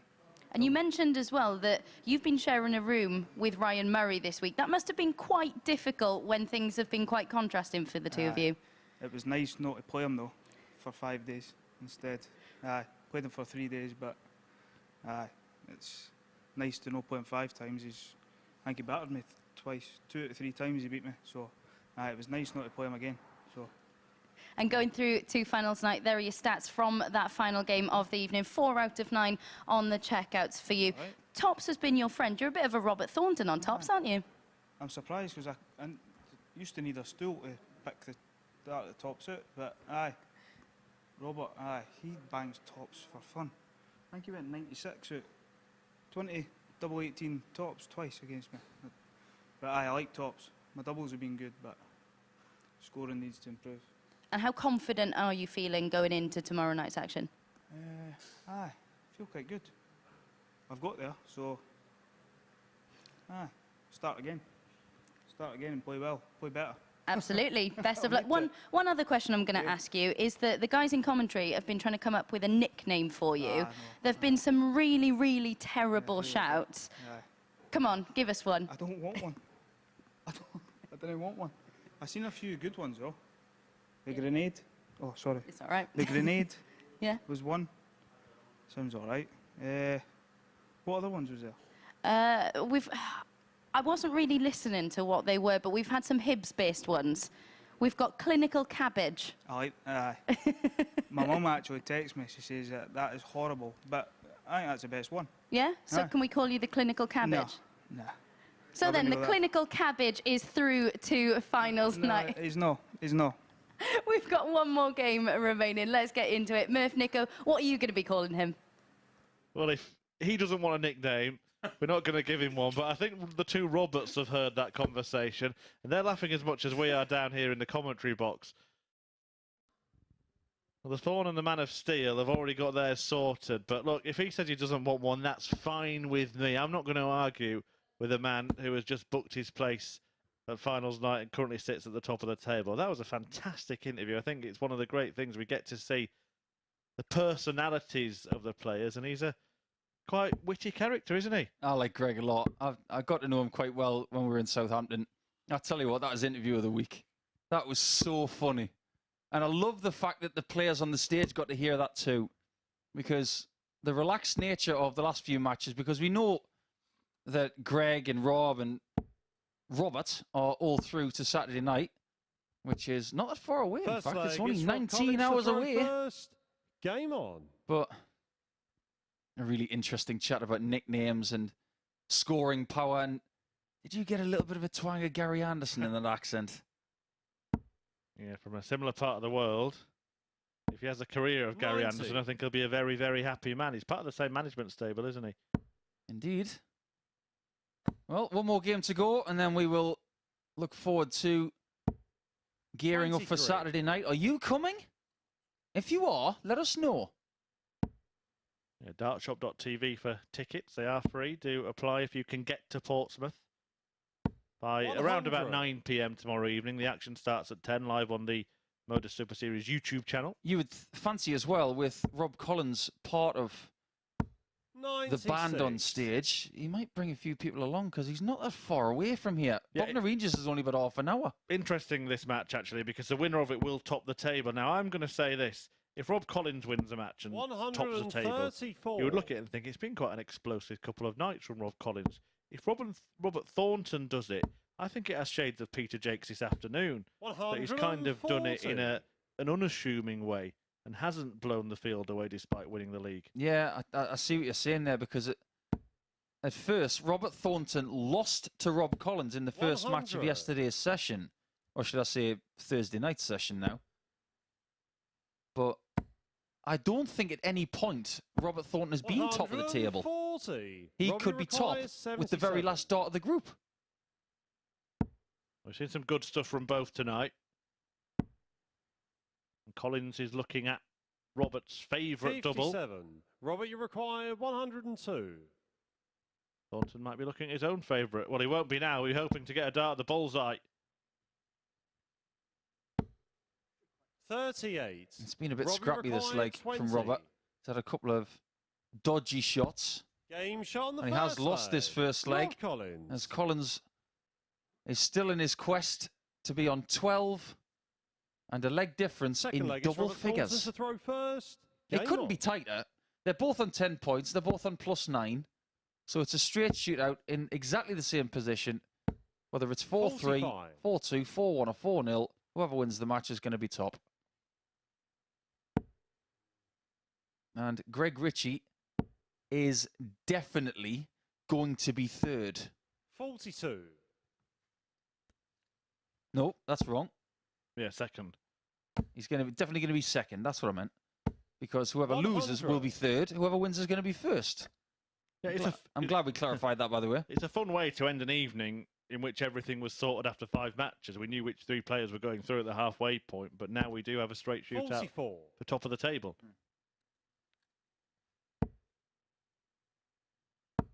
Doesn't guarantee you success on Saturday night, but when you go back to your bed or speak to your loved 83. ones or your friends in the next 15 or 16 hours, you say, oh, I won the table. Yeah, and you're probably, look, 6 players in Saturday night, you're probably going to look at the group winners as the favourites. Daniel Closer, 125. Peter Jakes, and the winner of this group. And the potential is there for the 2 biggest hitters 95. being non-group winners in Adams and Thornton. It's going to be a really interesting end to the week's action. Another place at Champions Week will be filled, and then there 55. will be just one more. And tomorrow night, during the broadcast on the MODUS Super Series YouTube channel, we will reveal the lineup for the final qualifying week. You don't want to miss it. That Group A, 85. which will start on Monday morning, is very good. We do know one name already, and he will be here in this very seat, actually. 43. So you'll be Robert, able you to grill him require about his 93. ambitions, Chris Oh, Mason. I will be. Don't you worry about that. Double 12. Game shot Thornton on the is second level leg. in 18 Robert darts. Thornton. We're down to best of 5. That was somewhat unconventional finish there from Robert for 93 points. Third leg, it's Rob Collins to throw first. 3 bits Game of lipstick on. once again. A bit like the 120 that we saw earlier from Greg Ritchie when he hit 60 tops and 10s. 90. Well, it's going to be a couple of Scottish stars going through in Greg Ritchie and Robert Thornton. We're still looking for a Scot to join the 58. field for Champions Week. I know one of them is watching. His good pal, Greg Ritchie. Sean McDonald has tweeted in to let us know that he is. Yeah, we haven't seen you in a 59. while, Sean. Where have you been? He had a bit of a crazy spell in Southampton, didn't he? He had a really long win streak of 15 games. 140. I think he played 2 straight weeks, didn't he? He won through on the qualifying week, then in the Champions Week, he lost out to Richie Bennett in the final game. 100.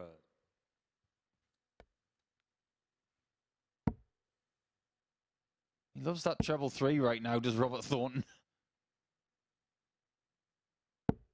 Yes. 49. Like a magnet to his darts at the moment. Here's a good little question for you. Who was called the Magnet? Oh, Whose no, this as whose well. nickname is the Magnet? Is it Mick McGowan? There you go. 45.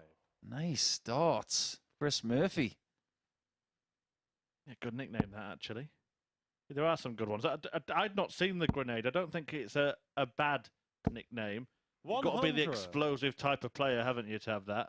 You know that most dart players have got their darts nickname, but they've also got affectionate nicknames in the practice room. Are any of them suitable? Oh, yeah. To be aired? 137. Well, we call Robbie, you Robert require Rob, but we also call him 154. Chocolate.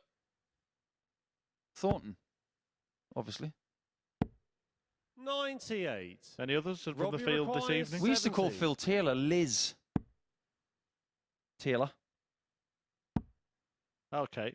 It used to be called Jack, didn't you, by one or two Yeah, people? Jack was my 30. affectionate nickname because of the Nicholson thing. Robert, you require And 56. people still call me that. Whitlock still calls me Jack. Game shot. Well, of course it went in. Robert Thornton. Double top Robert Thornton. We just heard, didn't we, Greg Ritchie talking about Thornton hitting tops. Fourth leg, Here's it's Robert. Thornton to throw first. Do you get a Game on. feeling that those 296 checkouts that he hit against him on double doubles have left a bit of an impression? Yeah, well, he said something in the practice room when you walked through that isn't 40. suitable for air, didn't he? Yes, he did. I walked through and he hit a 96 out against Stephen Burton. And I just looked at Robert and said, 96. 140. And Stephen Burton gave me a bit of daggers because that's the one that knocked him out. But Robert said something along the lines of, if you give me a shot at 96, I'm going to hit it. He'd be struggling to give himself a shot at that kind of thing. With back-to-back scores of 40 at the start of a leg. 60. This is one thing that you've got to be really, really good at when playing at the back end of a week. You've got to be able to play around 1 o'clock in the morning. And that makes 76. everything you've done throughout the day important. Make sure that you're rested, hydrated, and you've got enough energy to take you all the way through to the end. 55.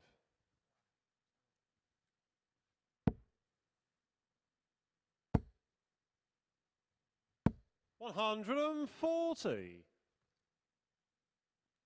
Oh, what a great job that the players have done this evening, and our official Charlie Corstefine. This is the last match we'll see him referee 140. this week. He'll be replaced by the main man, Owen Binks, tomorrow. 135. Don't make him Rob, feel you more require important than he is. 106. Only joking, oh, we love you. Grimy.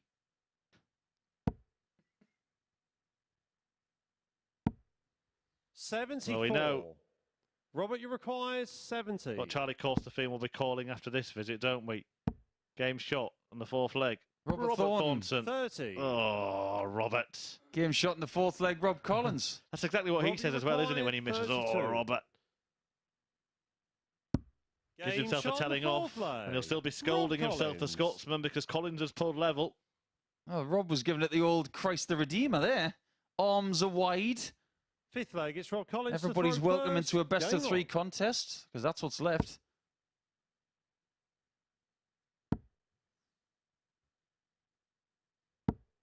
$46.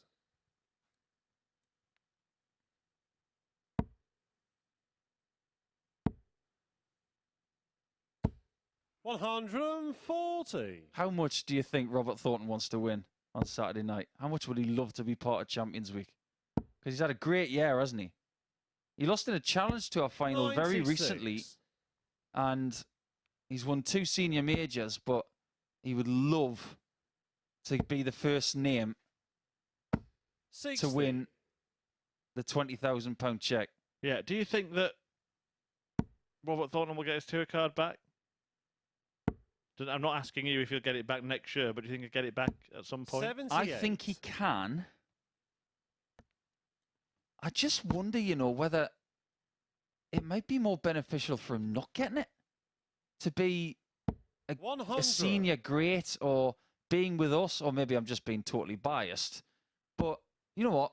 Strip all of that back. Knowing Robert as I do, I think he probably will. 59. In a strange way, it would be a shame if he did get it back next year, because, of course, he's got those World Seniors titles to defend. Do you want to know what I would say? And this, I think this would be a good call. 41. If Robert gets his card back, I think a special dispensation from the PDC to allow him to defend that World Seniors would be the right call. There you go. Paul Nicholson has spoken. 58. All the powers that Robert, you be require listen. 160. Wouldn't do any harm, would it? Well, they have the question to ponder. The good thing is that if you don't get your tour card, 128. particularly if Rob, you're you of the age of require Robert Thornton, 164. you've got plenty to play in. You have these days. Look how much Rob Collins has played with us over the last 2.5 years 64. since the Robert, pandemic. you require 32. It's done him a world of good. Double eight.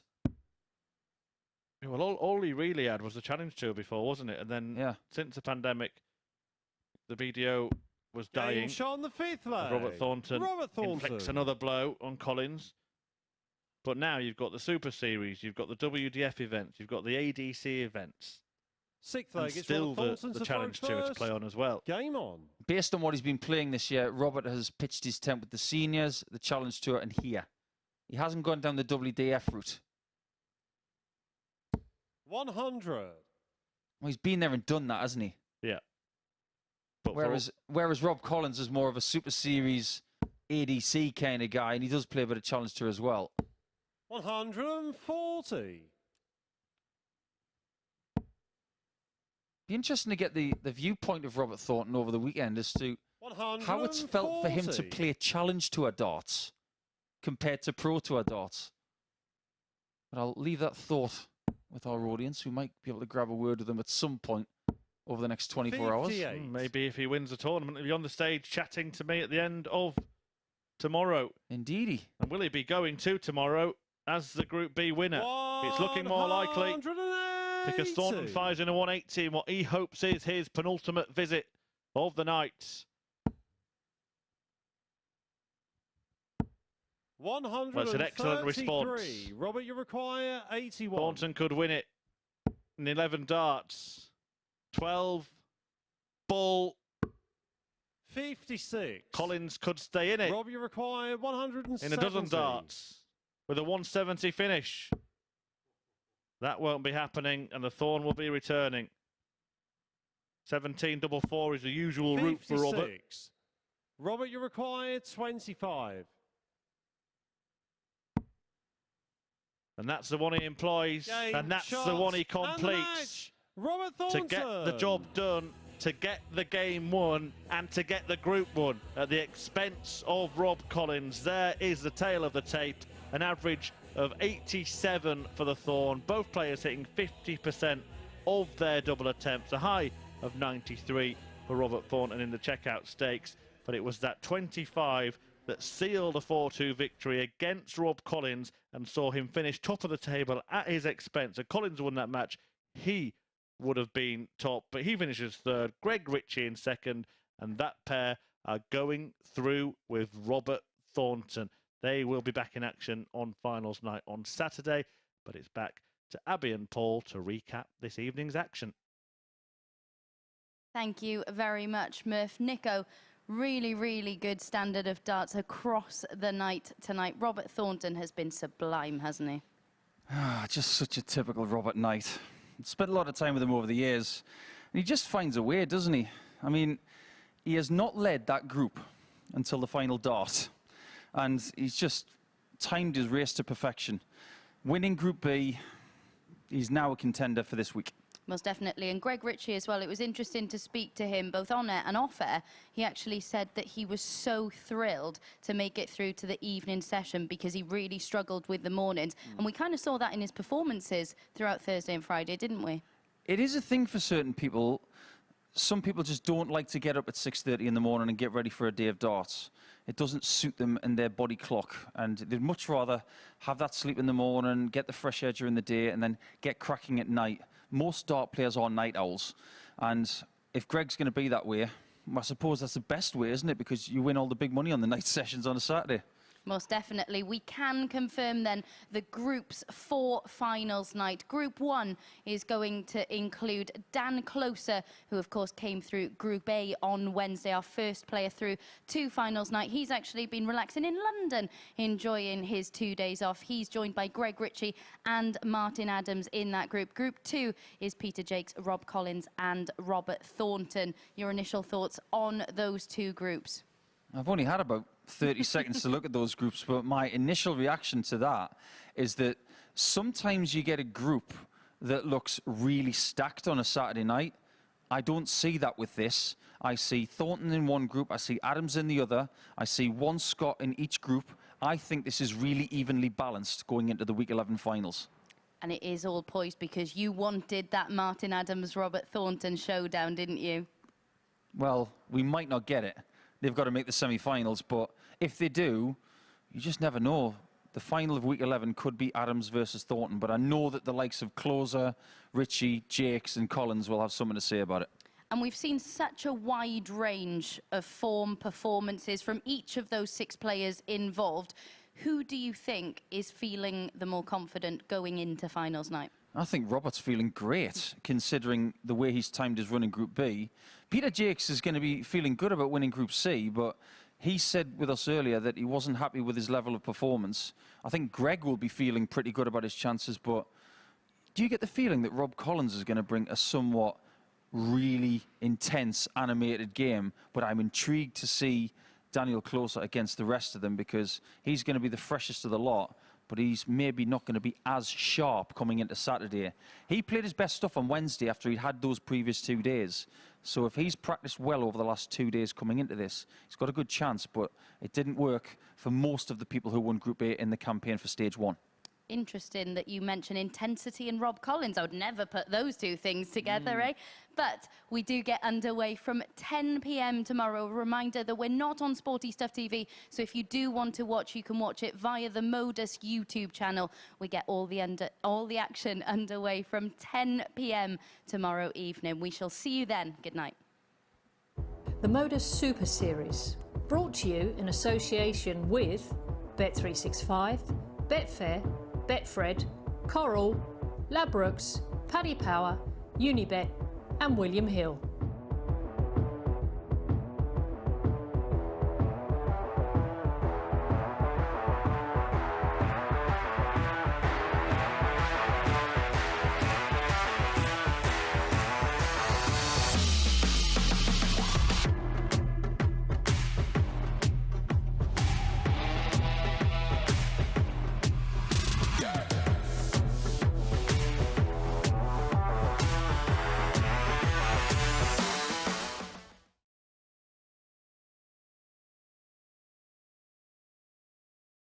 The MODUS Super Series, brought to you in association with Bet365, Betfair, Betfred, Coral, Ladbrokes, Paddy Power, Unibet and William Hill.